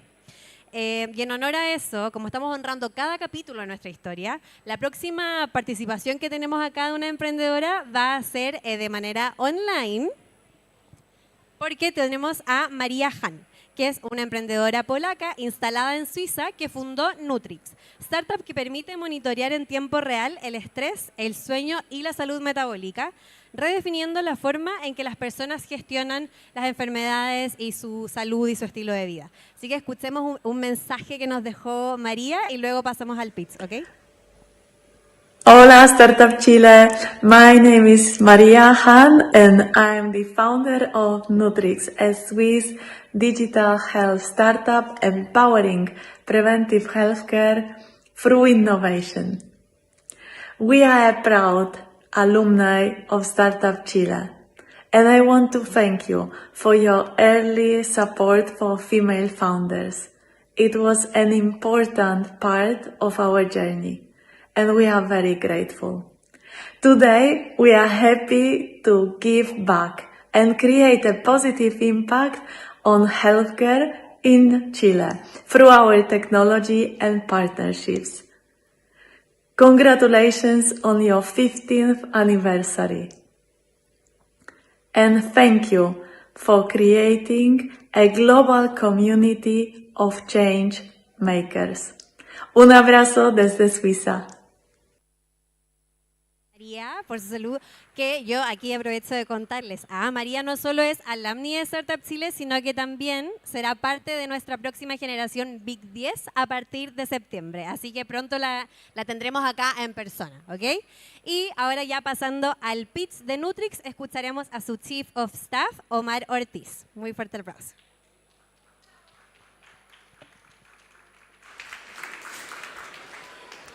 By the time I finish this 30-minute pitch, at least one Chilean will die from a disease caused from poor nutrition and lifestyle. And that's not an abstract number, that's a family. And the worst part, that's preventable. That's what I'm going to talk about, how prevention is possible and accessible. I'm Omar Ortiz, Chief of Staff from Nutrix. I wasn't there when Nutrix started in Switzerland, but I joined because I saw not just a company, but a purpose. Back then, we were just 3 people. Today, we are 18 across 5 countries.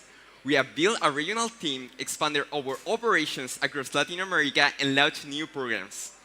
Nutrix is now moving from startup phase to scale up, with both technology and market validation already in place. Actually, this year, we will serve over 100,000 people with our digital health programs. Our mission is clear: empowering preventive healthcare. Nutrix designs digital health programs that combines the power of AI with human care for employers, insurance, and public health systems. Today, we support wellness, diabetes, and weight loss, and soon, mental health too. all these programs run on our main product, that is G-Sense, and that it consists in the following characteristics. So the thing is that our main product, that is G-Sense, analyze all the different parts, such as, for example, laboratory test results, user behavior, and all of this is analyzed in real time by our G-Sense cloud to provide a personalized treatment. But all of this, what you're looking at here right now, is our newest addition to our G-Sense ecosystem. It's our revolutionary first non-invasive cortisol sensor in the world, and we're calling it CortiSense. Until now, testing stress hormones meant labs, needles, and delays. Now, just 2 minutes, and we're just getting started, because soon we will start expanding to start measuring testosterone, progesterone, and more, creating a new category, hormone intelligence, a new way to understand your body, changing the whole healthcare industry. And actually, our work is gaining attention. CortiSense actually won CES Innovation Award in Las Vegas for digital health category this year, putting Nutrix in the global map. And this isn't just hype. Experts from Stanford, Duke, and Mayo Clinic are actually supporting this. Chile isn't just where we operate, it's where we innovate. G-Sense platform is the first in Chile to be certified by SENS and to be the first one to be reimbursed by FONASA. We have helped users in remote locations such as Easter Island, and we have helped users run marathons for the first time. And we're advancing in United Nations Sustainable Development Goals, especially health, education, and equality. I'm not just here to raise money or close deal. I'm here to invite you into a mission. Join us. We're looking for investors, talent, ready to build something big, and partners interested in wellness. Thank you so much. Thank you, Omar. Now, who has a question? Seba. Sí, gracias. Congratulations. A great space. I think the market's huge. There's a huge opportunity in preventive health, but so is the competition. So there's many startups in the US, primarily, that have raised hundreds of millions of dollars in the last couple of years. How do you guys approach in competition today, and your main differentiator? That's actually a very interesting question. Our differentiation established different pillars. The first one is our strategic collaborations with different laboratories and stakeholders. As well, we have a different model that combines different devices. We have the first device that is a CortiSense, and it's the first in the world to measure saliva for the first time, only with 2 minutes. And this is something that doesn't exist in the world until now. Super, thank you. For a question then, how are you planning to distribute? Can you clarify the customer acquisition strategy? How do you plan to distribute this new product and the previous product as well? Yes. We are operating in a B2B business model, and our programs are for employers, insurance companies, and public health systems. And a part of that, we have the following a business model that combines onboarding, retention, and as well all about what is the retention and the a loop that combines AI. So in each of the models, our retention strategy starts growing with each loop. Thank you. Awesome. Thank you, Omar. Congratulations. Ya. Recuerden que estamos transmitiendo en vivo, así que ahí saludo a todas las personas que están conectadas a través de nuestro canal de YouTube, @StartupChileTV. Y también recuerden que tenemos en este código QR que están viendo atrás mío toda la información acerca de los pits que ya han visto y de los emprendedores que van a venir. Así que si hay alguno que les tincó particularmente, o si quieren ver qué es lo que viene después y ver el nombre de los emprendedores y toda la información, pueden escanear ese código ahí con sus celulares. Ahora, siguiendo en el 2020, ya pasaba un poco el pic de la pandemia, En el espíritu del 10º aniversario de Startup Chile, nuestra oferta evolucionó y se consolidó en lo que conocemos hoy día, que es nuestro programa BIG, Build, Ignite y Growth. Sabemos que las startups tienen necesidades diferentes dependiendo de la etapa en la que se encuentren, entonces desarrollamos estos 3 programas que se enfocan en apoyar proyectos de alto impacto, tanto en su fase de ideación, como ya cuando están buscando el Product Market Fit y su posterior expansión. Aquí, me imagino ustedes que ya lo conocen, pero en el programa Build es la que está dirigido para las startups que están con una idea validada. Luego seguimos con Ignite, que es ya cuando ya tienen un producto funcional y están buscando un poco el Product Market Fit que les decía, que también estos 2 programas son de 4 meses. Y luego finalizamos con Growth, que ya está dirigido a startups que están en una fase de expansión, de hacer crecer su equipo, etcétera. Las próximas startups, por supuesto que ya han pasado por nuestros programas porque, como les decía, es nuestra oferta actual. Y hay veces muy especiales en los que cada una de estas etapas, o sea, Build, Ignite y Growth, representan el crecimiento natural de una startup, como es el caso de la siguiente startup. Goodmeal entró a Build 1, luego avanzó a Ignite 2 y terminó a Growth 3. O sea, pasó en periodos consecutivos, lo cual es algo que es muy emocionante que pase. Esta startup permite a las empresas de servicio de alimentación transformar sus excedentes en nuevos ingresos. Recibamos a continuación a Maximiliano Acosta, co-founder y CMO de Goodmeal.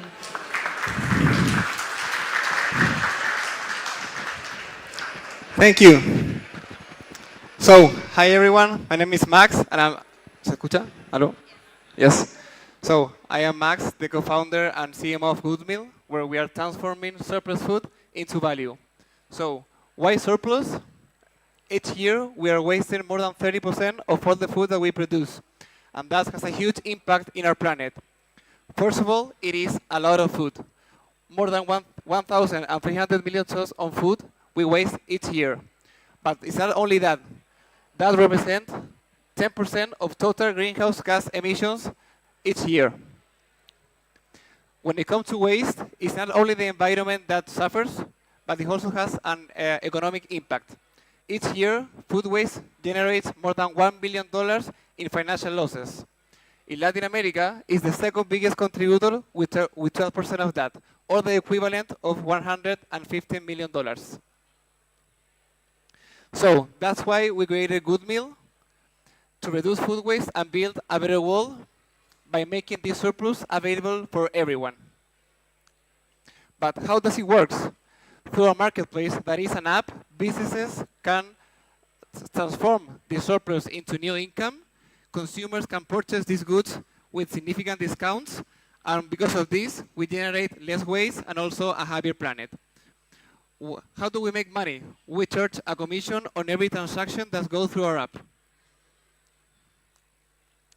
About our partners, we are very proud to say that we work with the market leaders, but we are even more proud to say that 80% of our 3,500 sellers are SMBs.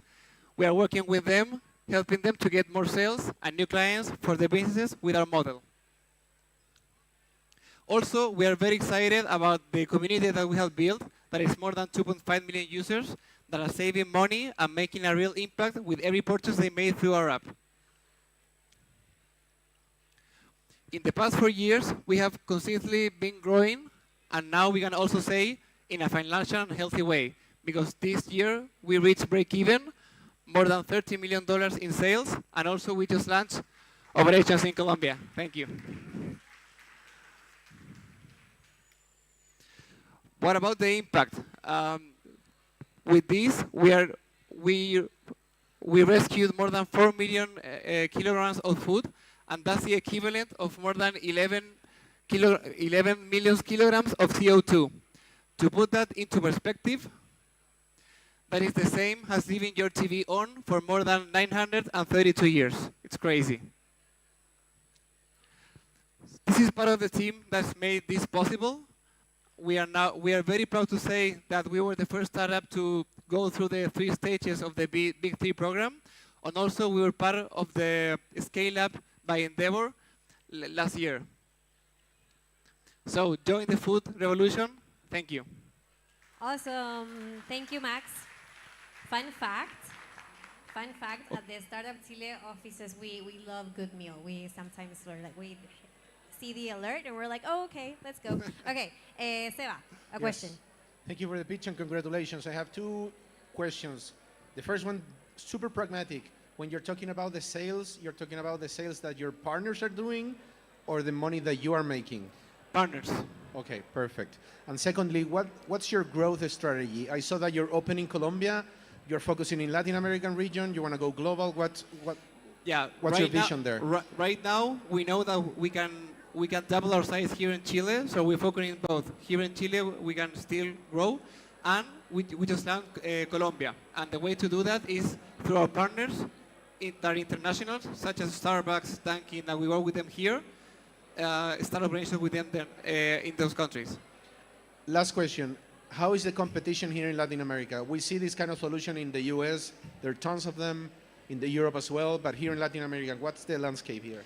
Yeah, there is competition on, I think, every country of Latin America. Here in Chile, there is another food waste app, but they work only with supermarkets. So we work with food service businesses. So until now, we haven't collided. Thank you. Congratulations. Awesome. Thank you. Congratulations. You can go there. Now, ahora seguimos. Otra startup que también pasó por Build, Ignite y Growth es Búho, que tiene barra Búho. Ya.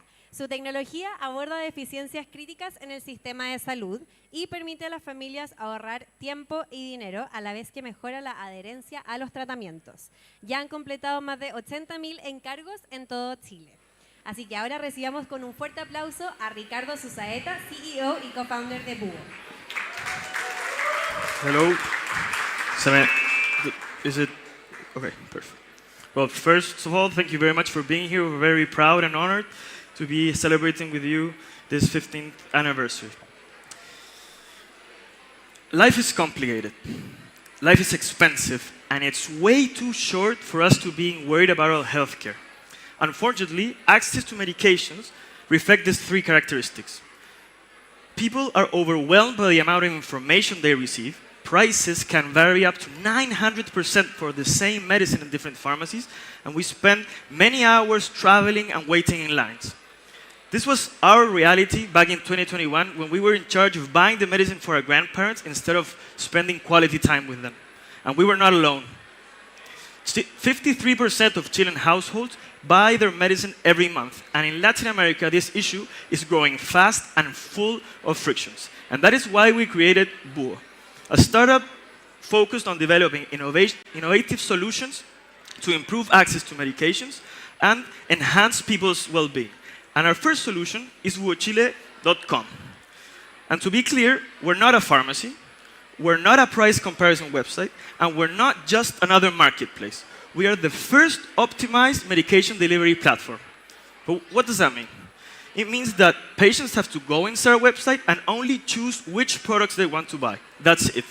Búho will use a mathematical algorithm to compare prices between more than 20 pharmacies and buy each product at the cheapest pharmacy, and finally deliver them at the patient's home in one single order.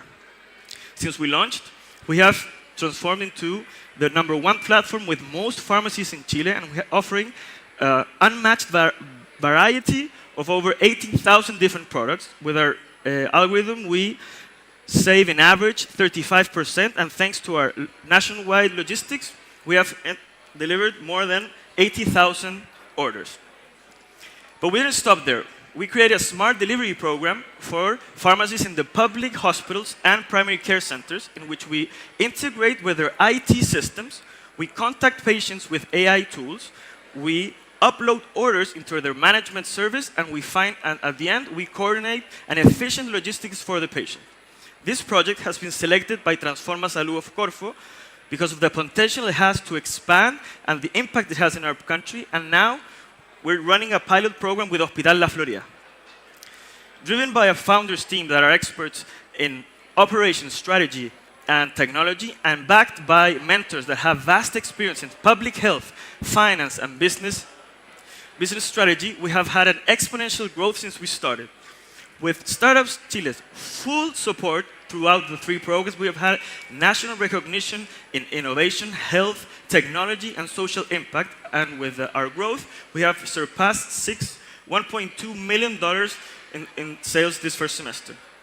Just to finish, what started as a simple idea has become a reality because of the hard work and dedication of our team. That together, we have helped more than 20,000 families save more than $500,000 in medicine expenses. And this is just the beginning. Thank you very much, and happy New Year, sir. Love that. Congratulations. Antes, your question. First of all, congratulations. It's wonderful what you have doing today. Thank you. My question is basically, let me know a little bit more about the landscape or the ecosystem where you are. Actually, you are involved in a very competitive ecosystem, and you have big companies around you. So what do you think you are going to be the unicorn in this industry? The unicorn in this industry, you mean Well, pharmacy, healthcare? In healthcare or in the specific pharmacy industry? Okay, because focusing in pharmacy, until now it has been an industry that has a lot of regulations, and until 2021 it was not legal to sell medicines online. So this is a new market, it's a new ocean in which we started when it started to become legal. So as a pharmacy logistics company, we're the only one there. Other big marketplaces, if we know which ones we're talking about, haven't focused on medicine because it has a lot of legal barriers. We already surpassed that. We took more than 2 years to have the permits to add the new pharmacies. We're the #1 platform with most pharmacies. So in this moment, we're leading this race in pharmacy to home delivery, and we're integrating to the public health system because we understand that it's not only people who buy medicines, but also where 80% of Chilean people look for health. Okay, and the second question is talking about the way you scale this company. Have you considered to scale outside the company, the country? Yes, actually, well, until now we have concentrated and consolidated in Chile, which now we are nationwide, and we have had people interested from Mexico, from Ecuador, from Costa Rica, Peru, Colombia, which have the same problem. Big pharmacies, a lot of small pharmacies, very big variations in prices in which this technology could be applied. Okay. And what we need for them is a legal background and partners. That's why we're integrating with clinics, with health information systems that are abroad, international, so we can go into these countries with them and be in the moment that people need their prescription. That's after the doctor. Congratulations. Thanks. Thank you very much. Thank you, Ricardo. Para terminar esta ronda Big, tenemos a José del Solar, él es CEO y fundador de Bayback, startup que facilita el acceso a terapias de última generación para la prevención de enfermedades animales mediante ingeniería genética. Actualmente tienen 5 alianzas de escalamiento con criadores de insectos. Muy fuerte el aplauso para José.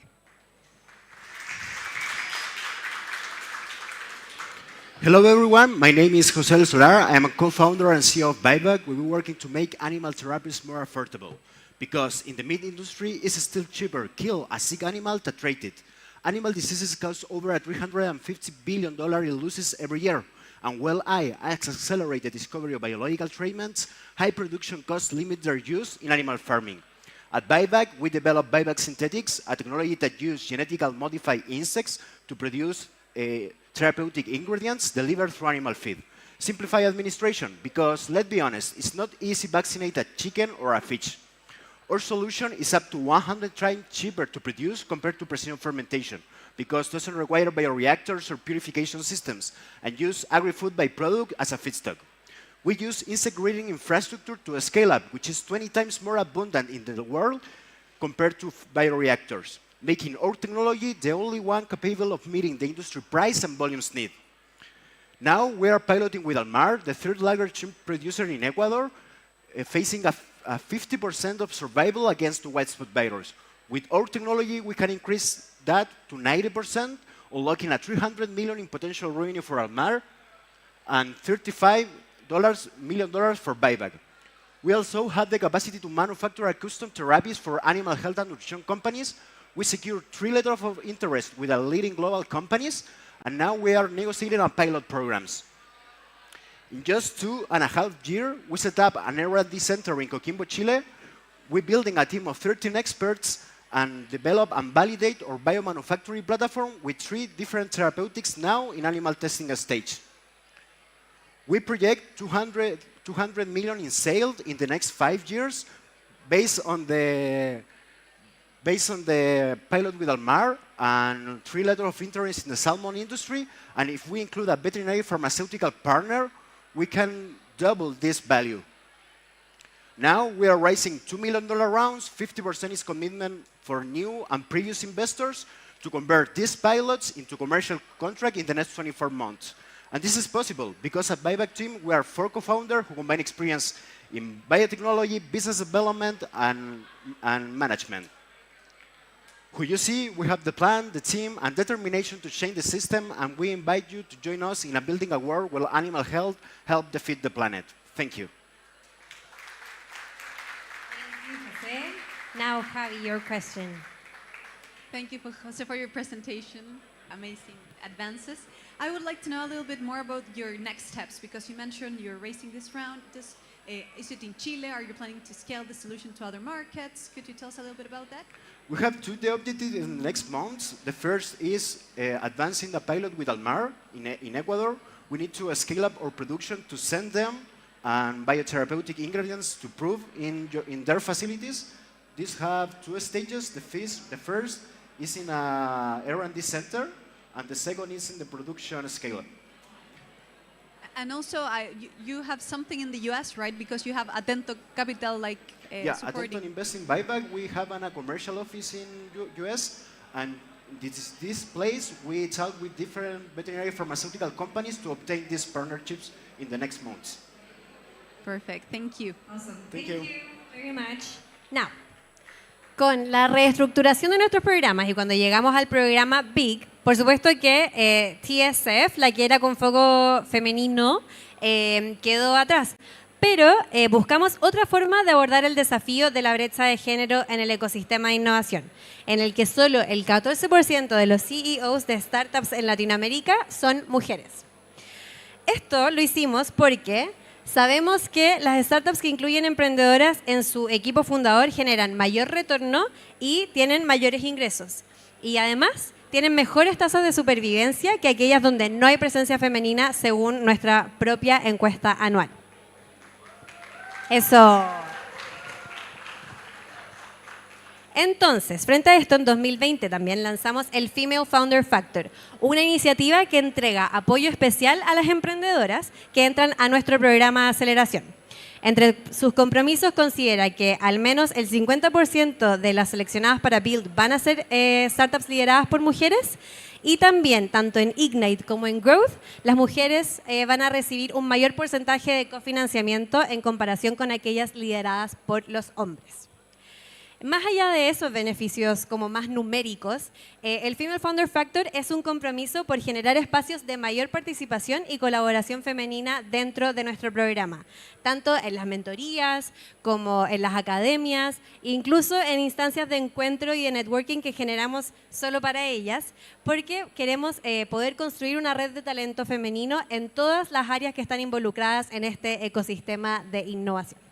Y para representar nuestro Female Founder Factor tenemos ya una emprendedora que yo sé que todos ustedes la van a conocer. Lab4U está convirtiendo cada smartphone en un laboratorio de ciencias, haciendo que el aprendizaje STEM sea práctico, personalizado y accesible para todos. Lab4U pasó por Seed y luego por Growth y actualmente cuenta con más de 60.700 estudiantes en Chile, México, Colombia y Estados Unidos. Y Komal Datlani, su cofundadora y CEO, es sin duda una de nuestras SAP más destacadas y una gran inspiración para todas las emprendedoras que están acá y en el ecosistema local. Así que recibamos a Komal con un fuerte aplauso.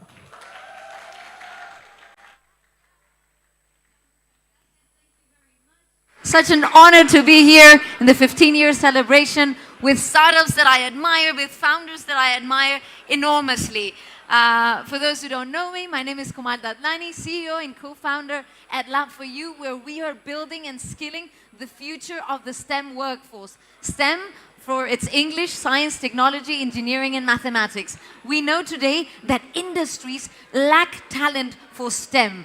There is a large gap in this STEM talent. Corporations need STEM talent, but students are not interested in STEM. So what we do at Lab4U to democratize science education is to close that gap.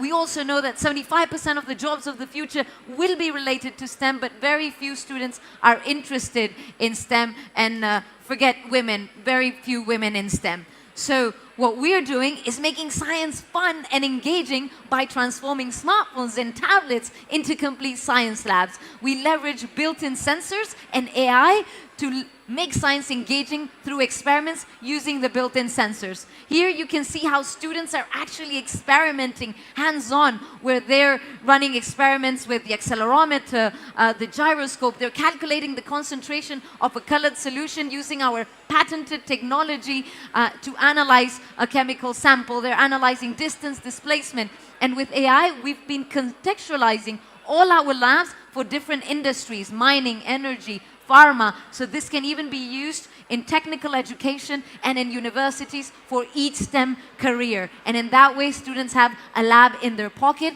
and we are able to bridge the gap between the talent needs and the industry needs. We've been implementing in Chile, Mexico, Colombia, reaching thousands of students. And not only that, we're very proud because students with our solution increase their grades, and we reduce dropout rates in complex subjects like mechanical physics. So we're very proud of the impact that Lab4U has had. We know that this is a growing market in STEM. Industries need it, therefore there is a market. We have a competitive landscape with our patented technology. We're easy to use, scalable solution. It's not hardcore hardware solution or virtual labs. It's the right combination for real experiments.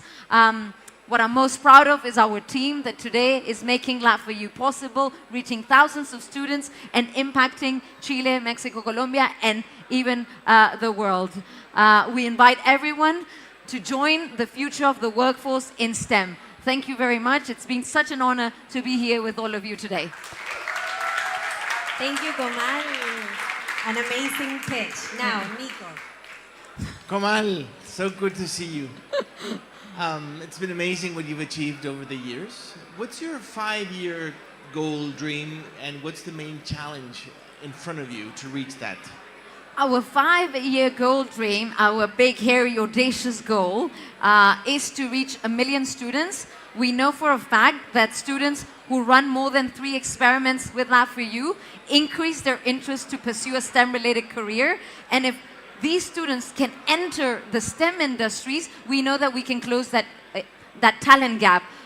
The mining industry in Chile, for example, needs 10,000 technicians in the next couple of years. So we need to urgently close that gap. And that's why we're doing the work we're doing. So if we can reach these students and increase that interest for STEM careers and build that future workforce, we'll feel ourselves very proud. We know for a fact that we've increased number of students engaging in STEM, especially in the north of Chile, and we want to continue doing that. The challenge is EdTech is a hard industry, and developing talent is also hard. And that's why we believe we need to work with schools, technical education, and universities, and close that gap so that from school, university, technical university, and corporations, we're able to close that gap and relate more the industries to education. Could you speak a little bit about the business model and the economics? Yes, healthy unit economics, 10x LTV CAC, healthy gross margin, positive EBITDA. So it's a working business, it's a sustainable business. And we have 3 models, one directly to schools, one directly to universities and technical institutes like INACAP, one of our partners and clients, and other more social model where corporations support technical schools around their areas of interest. So those are the 3 business lines. Thank you. Amazing. Thank you so No, much. thank you very much. And congratulations, Startup Chile. Thank you. Más de 760 mujeres son parte de Startup Chile y nuestra próxima emprendedora también, por supuesto, es una de ellas. Mariana Macedo llegó desde Brasil el año pasado para ser parte de Growth 8. con Kazoka, una startup que sirve como fuente de inspiración para arquitectos y diseñadores de interiores mediante el análisis de datos. Ya tiene más de 400 marcas como clientes, ¿ya? Así que ahí, ojo, si es que hay algún interesado, por favor, bienvenida en el escenario, Mariana.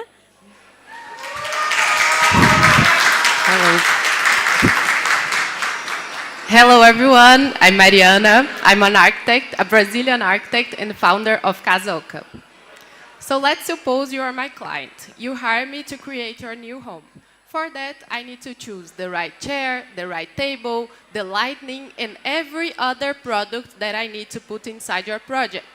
I used to spend hours going through each brand website, checking for photos, 3D files, technical information, and most important, if that product was available in our location. I was tired to find the perfect chair, the client loves it, but I found out it was only available in China. So I had to start all over again.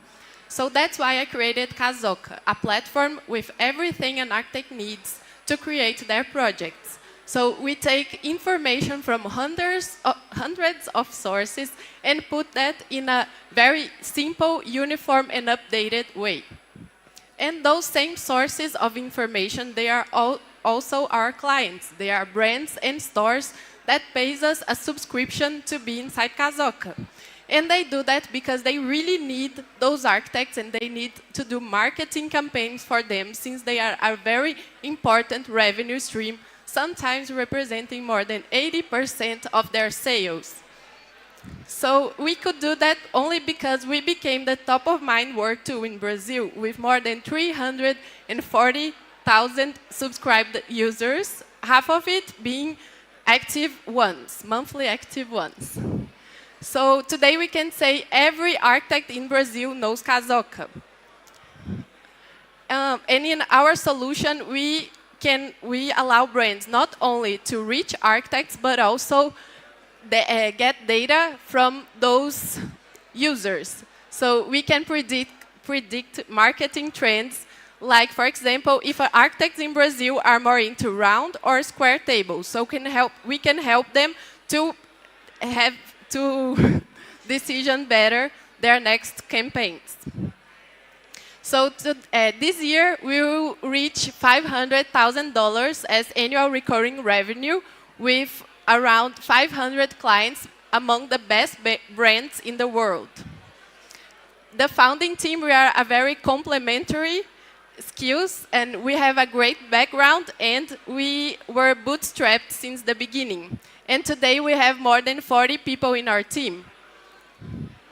And I came here to Startup Chile last year, had a great connections, had a great mentorships, and did a lot of market exploration. And we found out that we need to go a little bit deeper in Brazil.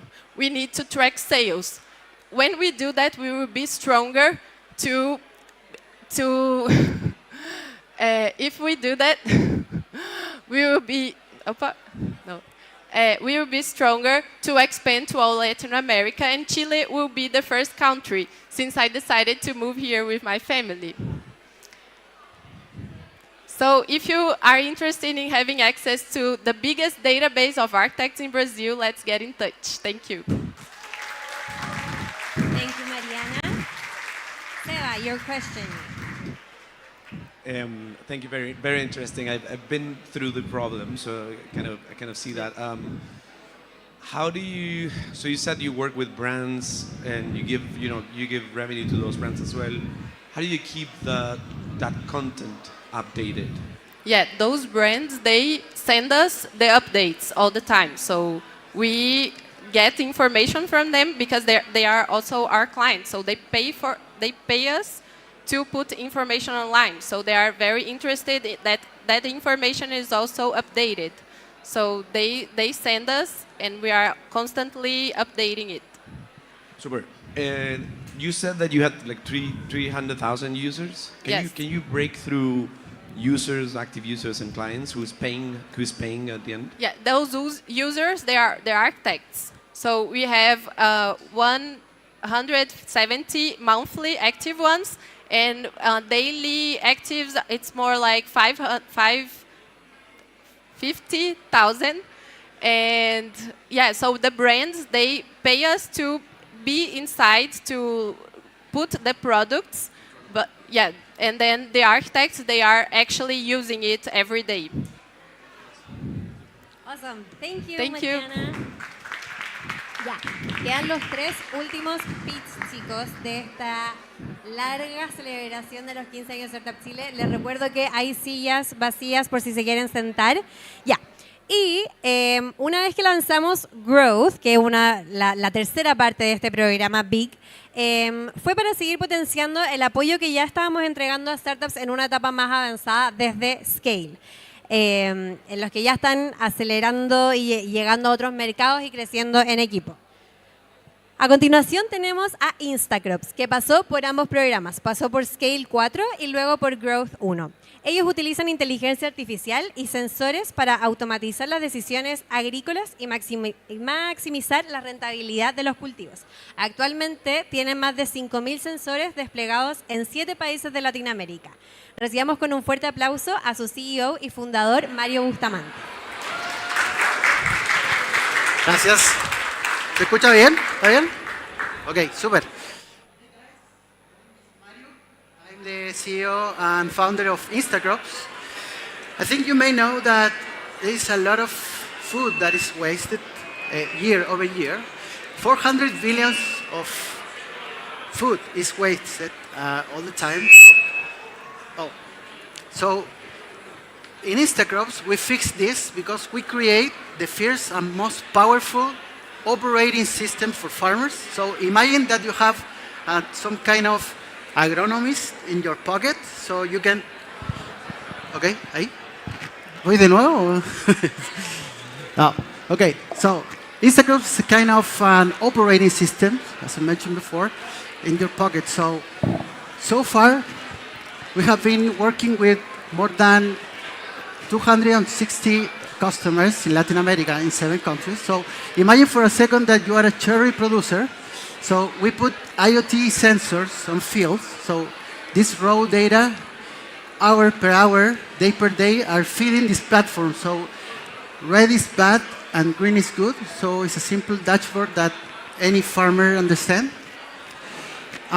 Double-clicking on the market opportunity, high-value crops opportunity is 220 billion because we have almost 6 billion of hectares worldwide.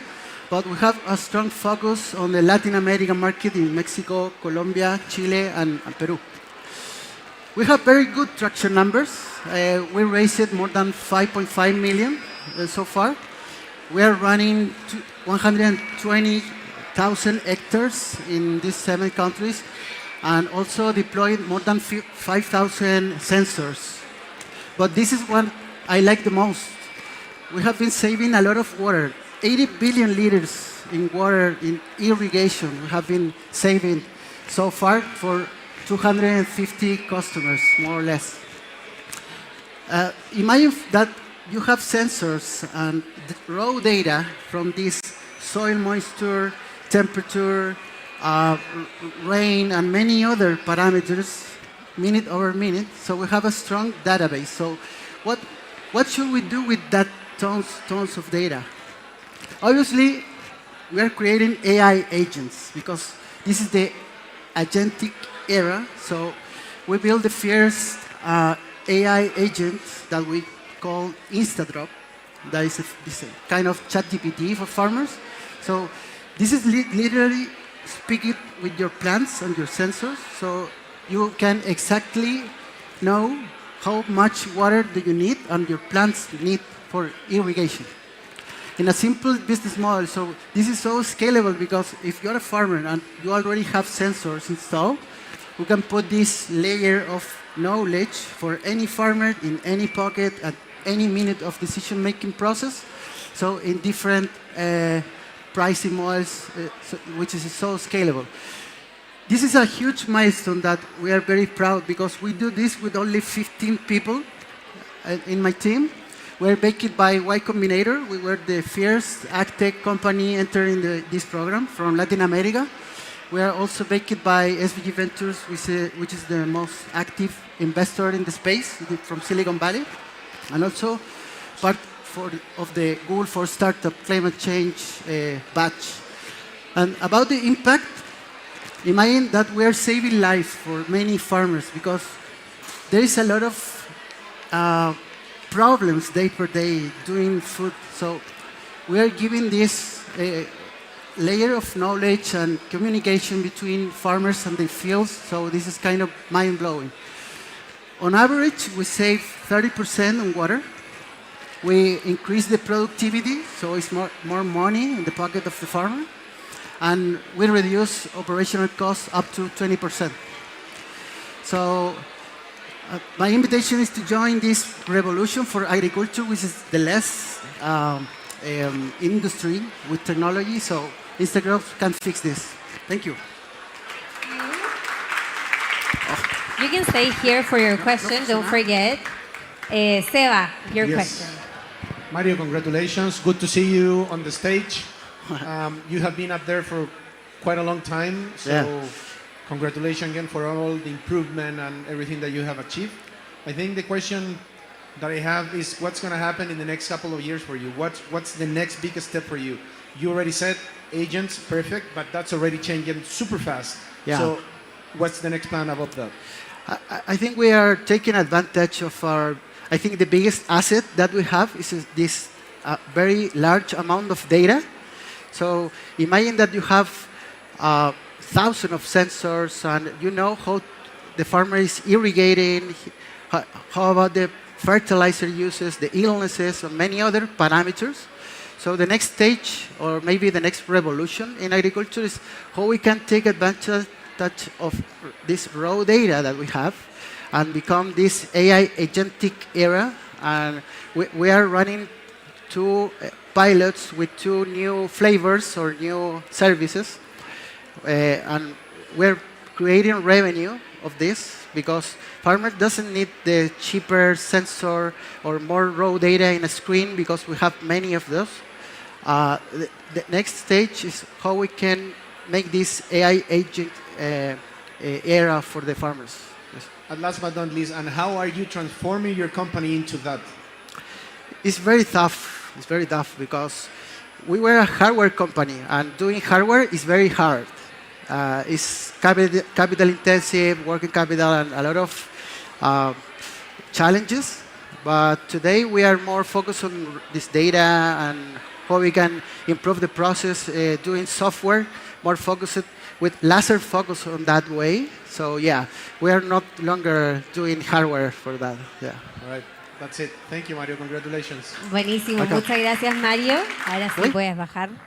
Ya, y ahora llegamos ya a nuestra generación actual, Big 9. Así que acá queremos traerles a 2 startups que representan esta generación que comenzó su proceso de aceleración en marzo de este año. Como siempre, tuvimos muchas industrias diversas en la generación, siendo la principal biotecnología, que es el caso de nuestro próximo emprendedor. Giraffe Bio es de Argentina y desarrolla biomoléculas para la extracción eficiente y sostenible de minerales críticos como el cobre y el litio. Actualmente, yo sabía que acá iban a tener barra, ojo. Actualmente están trabajando con 2 empresas mineras y se viene su tercer piloto en septiembre, Ángeles, ojo. Recibamos con un fuerte aplauso al CEO y co-founder Alejandro Bujo.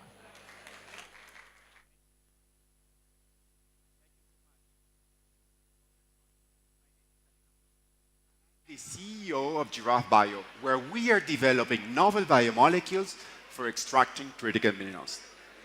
So, critical minerals are essential for the energy transition. $10 trillion worth of metals are needed in the next 25 years just to meet our goals. That means more copper in the next 25 years that we have extracted in the last 3,000 years combined. And we will need to multiply by 10 the capacity for production of lithium. Yet, there's an issue. Only half of the metals that we're getting out of those deposits are roughly getting into our products. Why? Because the selectivity of those methods is not strong enough to pick it up. That is why at Giraffe Bio, we are custom engineering biomolecules that allow us to maximize the yields while we reduce the energy, the water, and replace chemicals. But how are we doing that? For that, we have developed a directed evolution platform that allows us to build Lego towers as these were the biomolecules. And why are we using these Lego towers?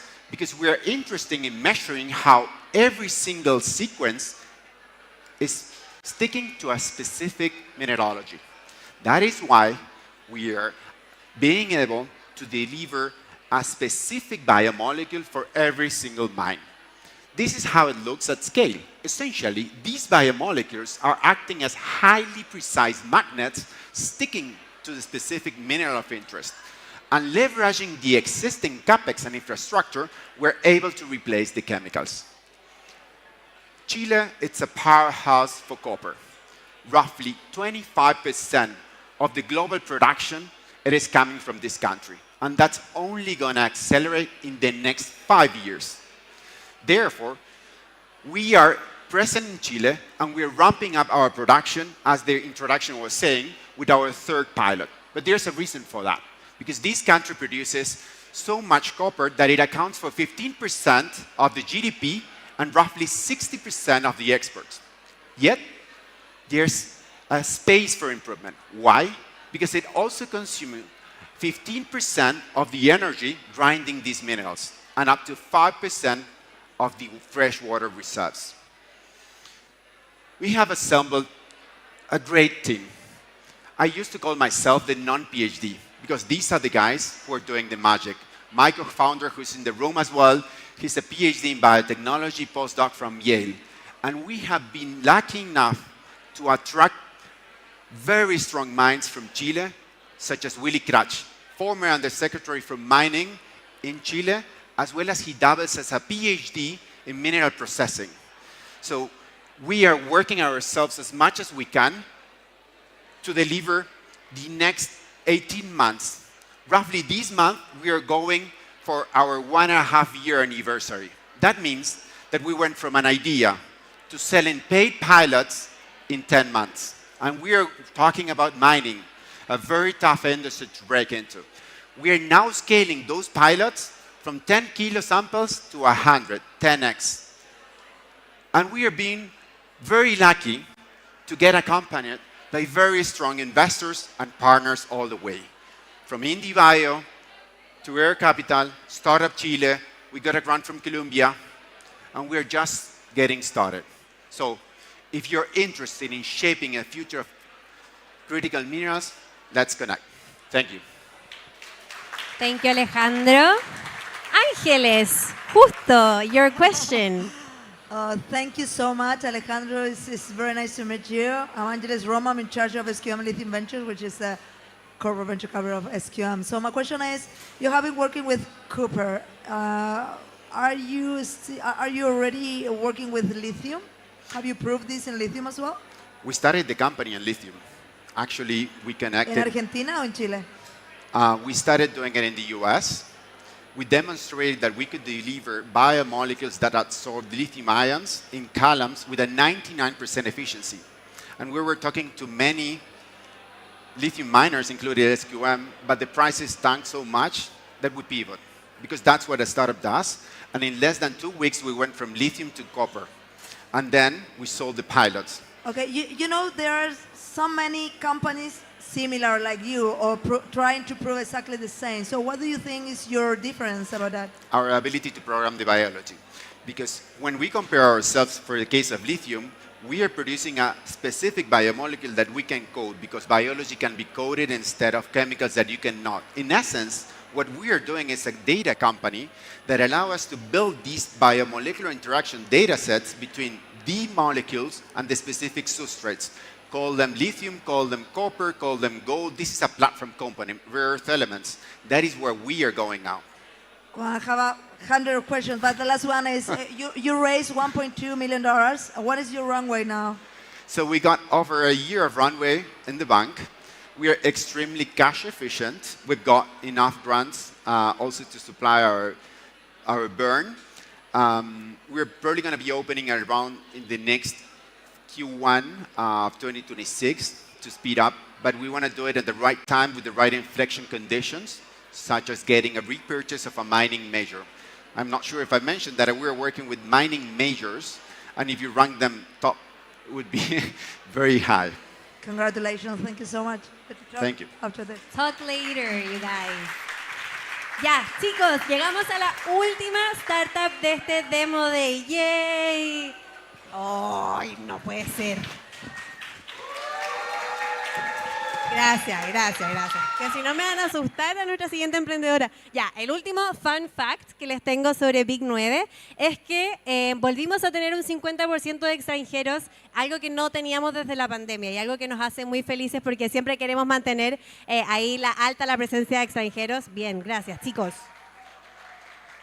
Ya. Y además tuvimos a muchas mujeres en Growth, en la etapa más avanzada de nuestro programa, que es algo que también nos emocionó mucho.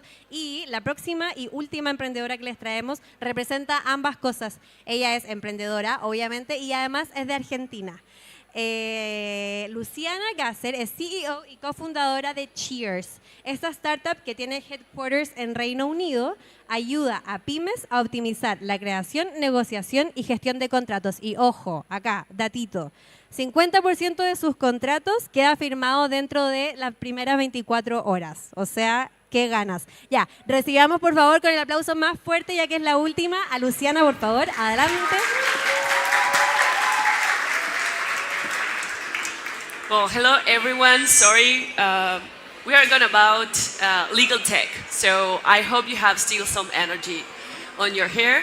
And hello, my family is online.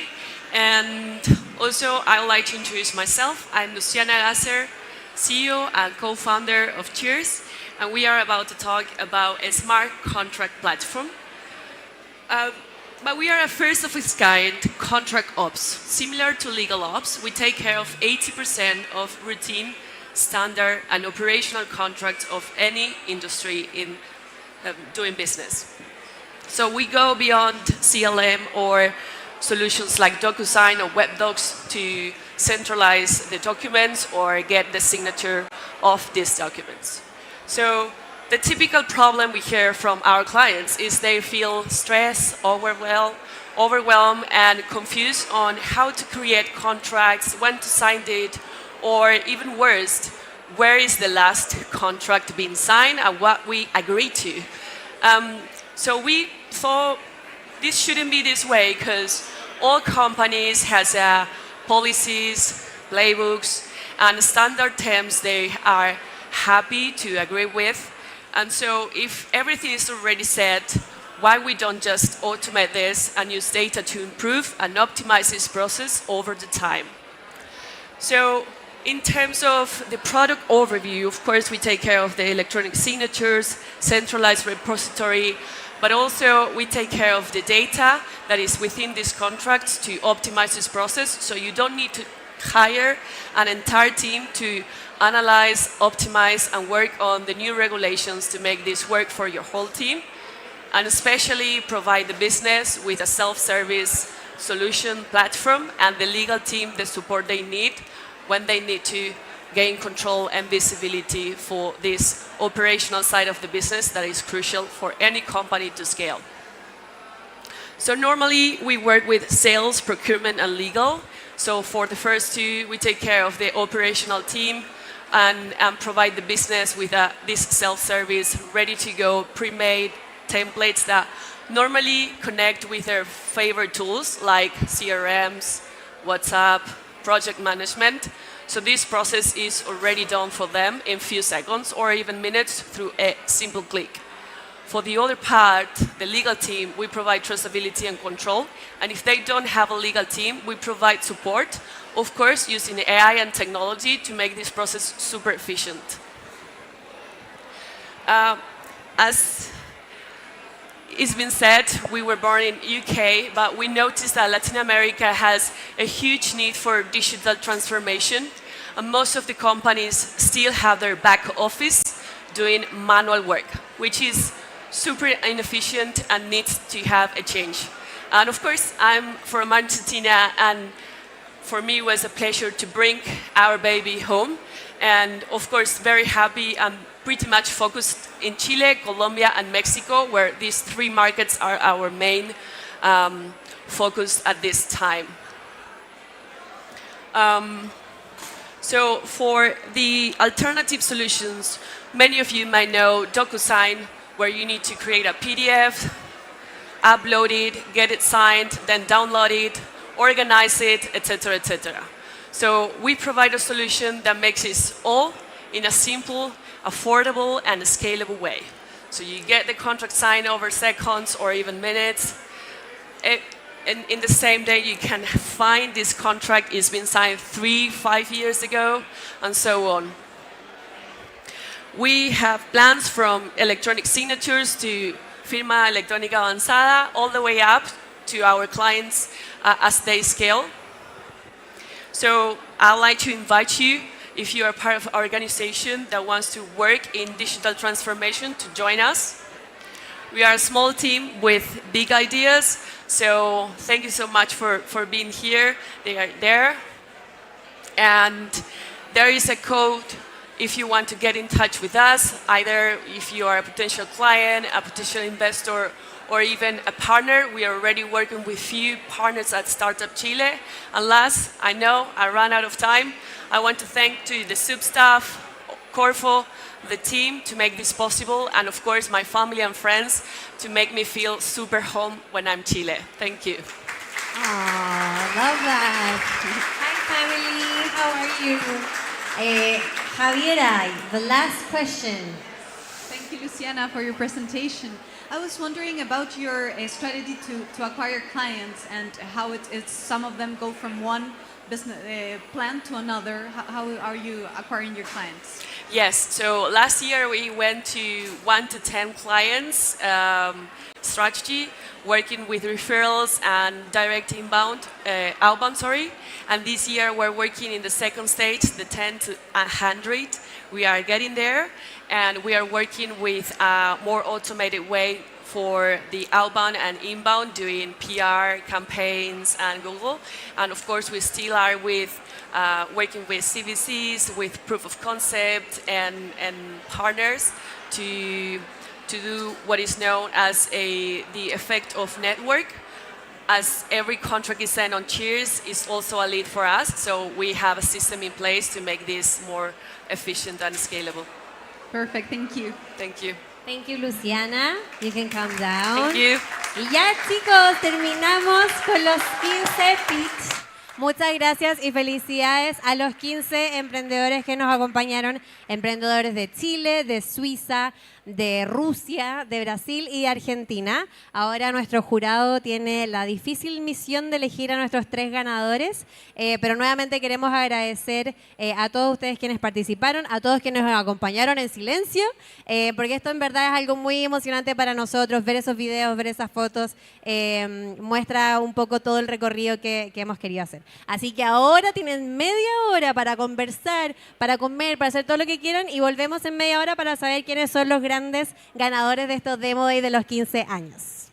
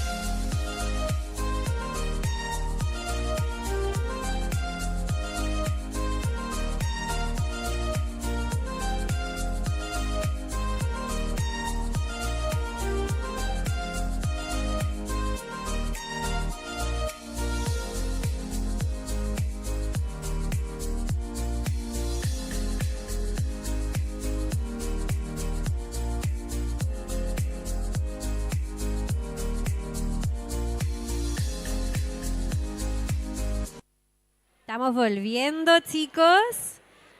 Acérquense al escenario, por favor, porque vamos a conocer a nuestros grandes ganadores de este Demo Day de los 15 años de Startup Chile. Un aplauso, por favor. Veo a mucha gente conversando aún, ¿eh? Y yo ya no sé qué más decirles, pues, chicos. Ya.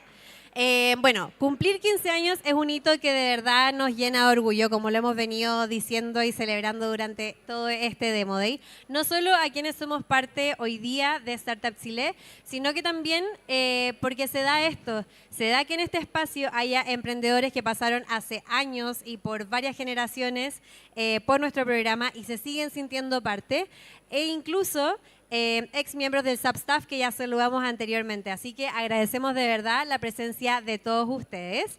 Y ahora ya para cerrar con broche de oro este Demo Day, llegó el momento de conocer quiénes son nuestros ganadores de entre estos 15 startups que escuchamos el día de hoy.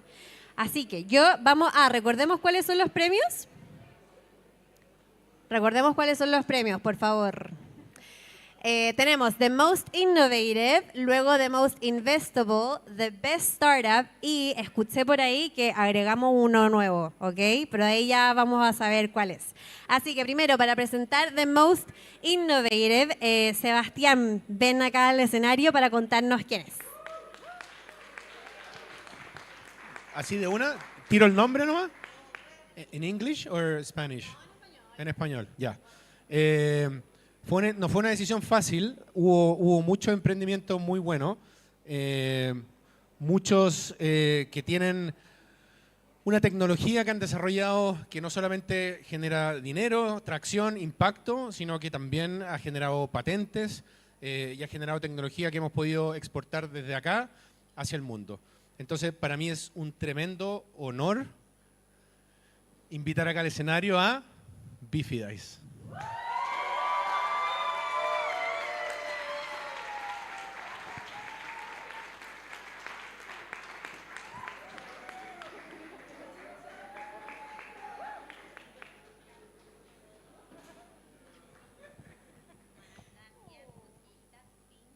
¿Tienen tiempo para decir algo? Ya, dale, hagamos Oye.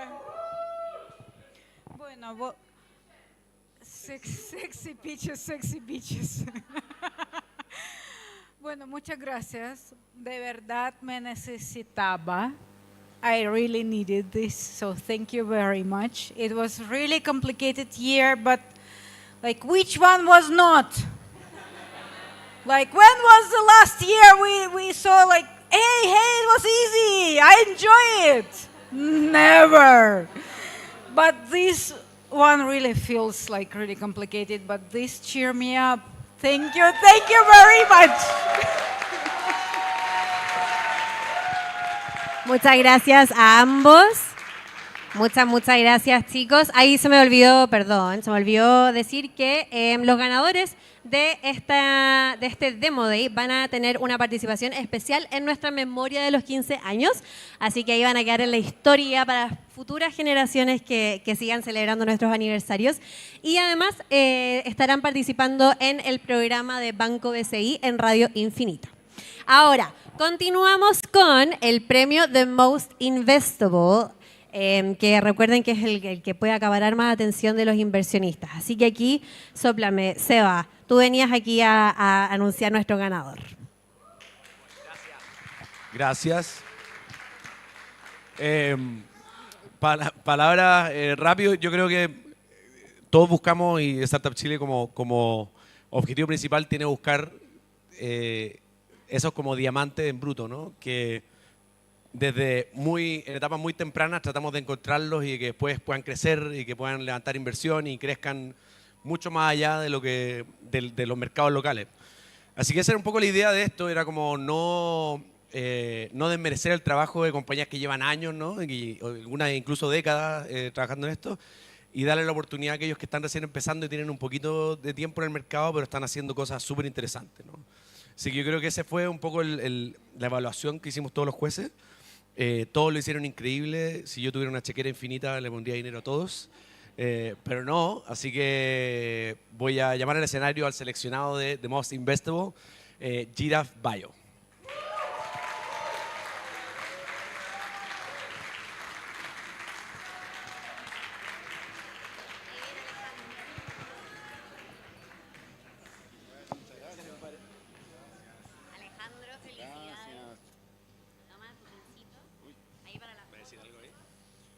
Bueno, muchísimas gracias a todos. Estoy acá en representación del equipo, pero bueno, felicitarlos también a Startup Chile por 15 años de tremendo testamento y construcción continua, que es algo realmente admirable. Así que felicitaciones para todos. Muchas gracias.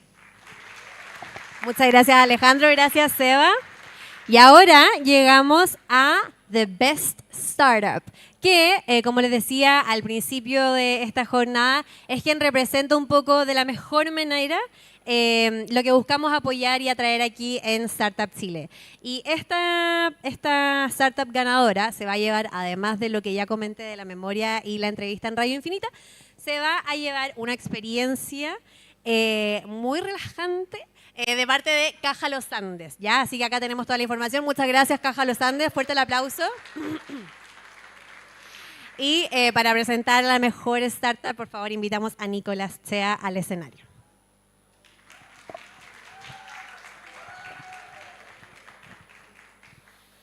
Se pasaron, ¿ah? Realmente emocionante lo que hemos vivido esta noche. Un aplauso a la Cami, increíble.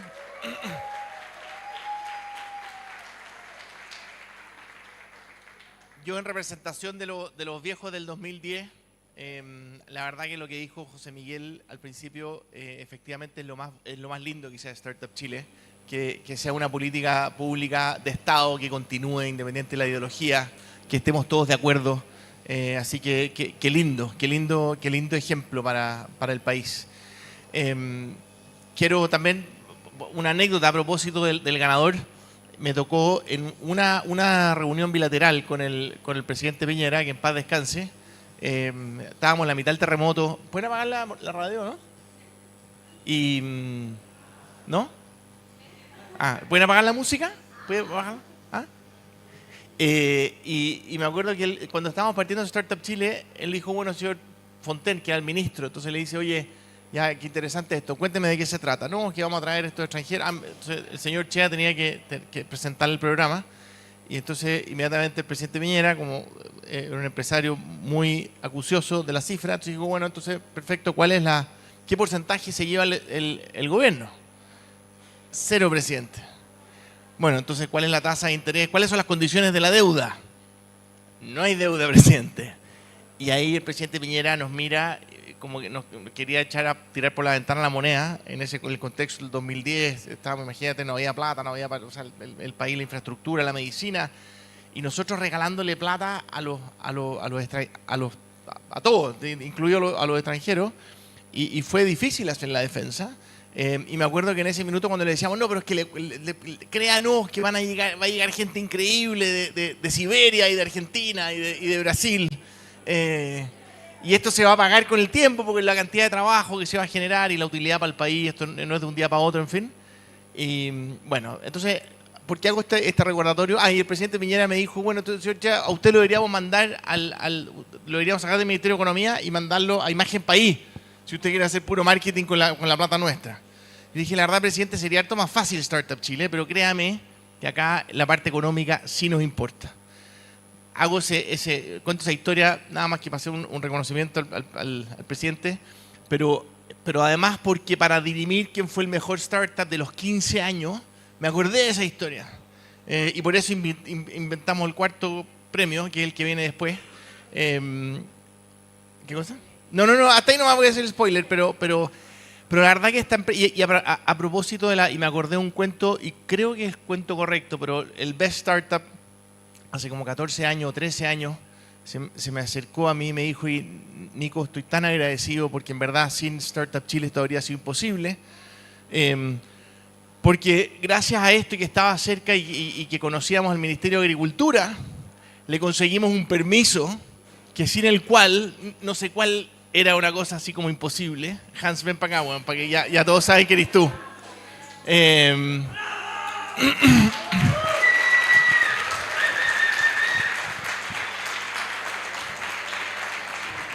Y en ese momento, este niño, con 15 años menos, más tímido, con un poquito menos de cancha, weón, pero con la seguridad de que le iba a romper en sus ojos, fue increíble. Y en ese minuto, claro, quería bajarla y explicaba cómo iba a bajar la contaminación de las vacas, weón. Sí. Y verte hoy día, 14 años después, en Brasil, con el 8% de los animales en pocos meses, Endeavor y fondos internacionales.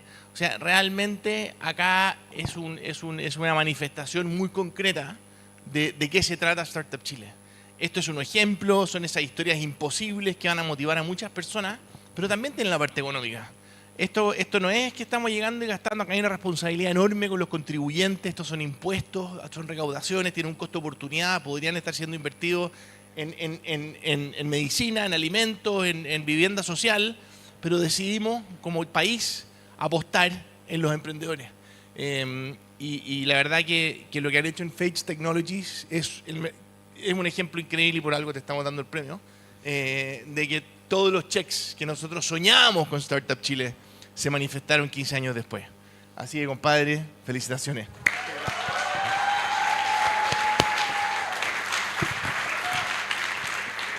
Oye, igual, pero es verdad. Sí, me acuerdo haberle dicho a Nico que sin Startup Chile no hubiera pasado. En la práctica era que necesitábamos sacar el permiso para vender y no había nadie que nos escuchara cómo se hacía el producto porque en Chile como que no se fabricaban productos biotecnológicos. Y tuvimos la reunión con el SAC y salió todo súper bien, presentamos los antecedentes y de ahí partió todo, así que increíble. La verdad es que a nosotros nos cambió la vida, a mí, a Pablo, a Diego, que también está ahí, la trayectoria cambió. Total.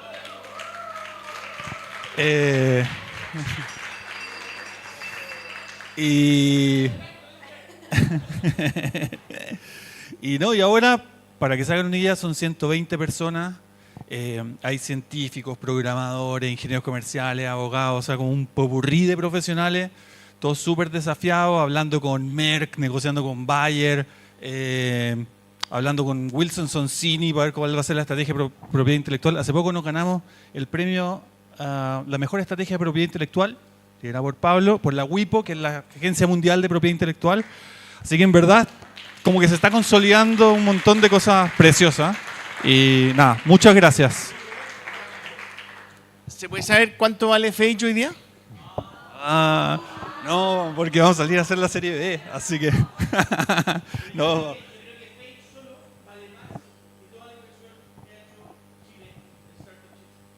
Wow.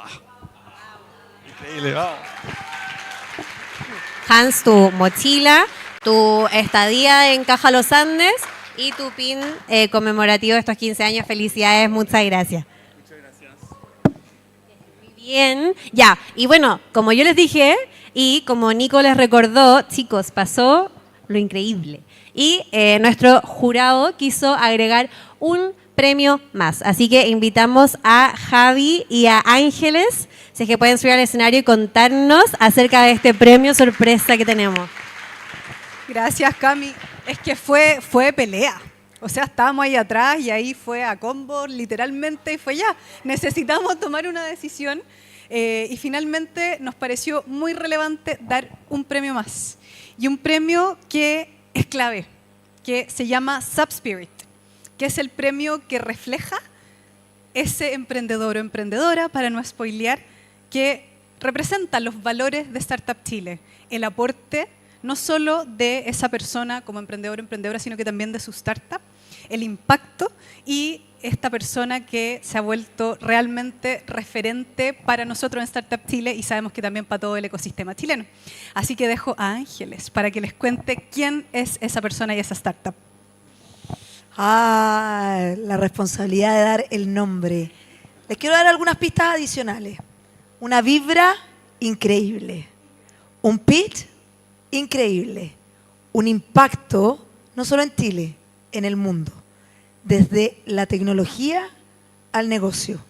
Porque es importante impactar desde la base de la pirámide, desde los niños, desde quienes aprenden a que la tecnología puede cambiar el mundo. Y como si todo eso fuera poco, es además mujer, Comal. Love for you.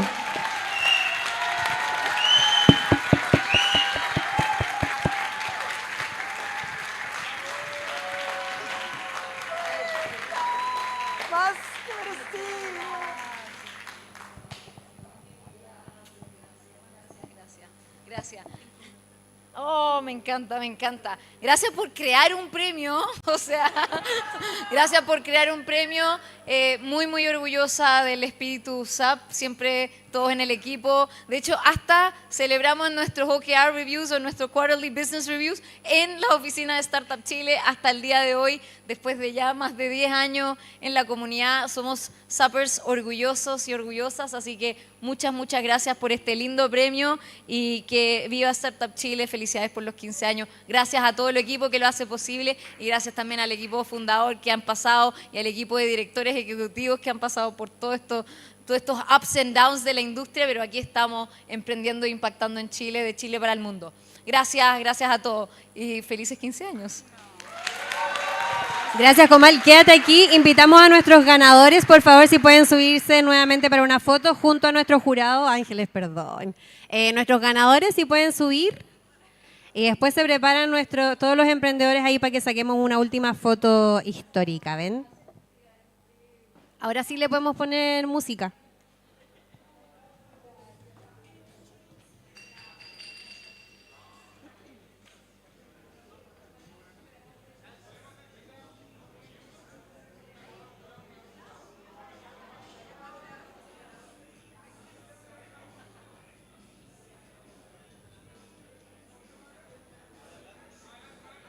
Una media luna, ¿ven?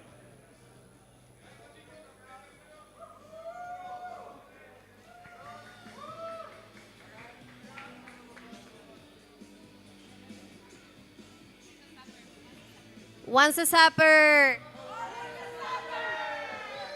Bien. Ahora todos nuestros emprendedores que picharon el día de hoy, si se pueden sumar también, venir hacia el escenario para una última fotito. ¿Nadie quiere venir? Bárbara.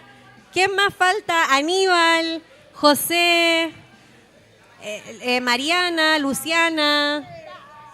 ¿Quién más? Voy a pasar lista. Mario. Adelante, adelante. Se cierra la transmisión aquí con esta foto. Muchas gracias a todos quienes nos acompañaron por streaming. Eso, espero que lo hayan disfrutado, que les hayan gustado nuestros 15 pits. Muchas gracias por sumarse. Recuerden ver todo lo que se perdieron en nuestras redes sociales. Muchas gracias. Espérense.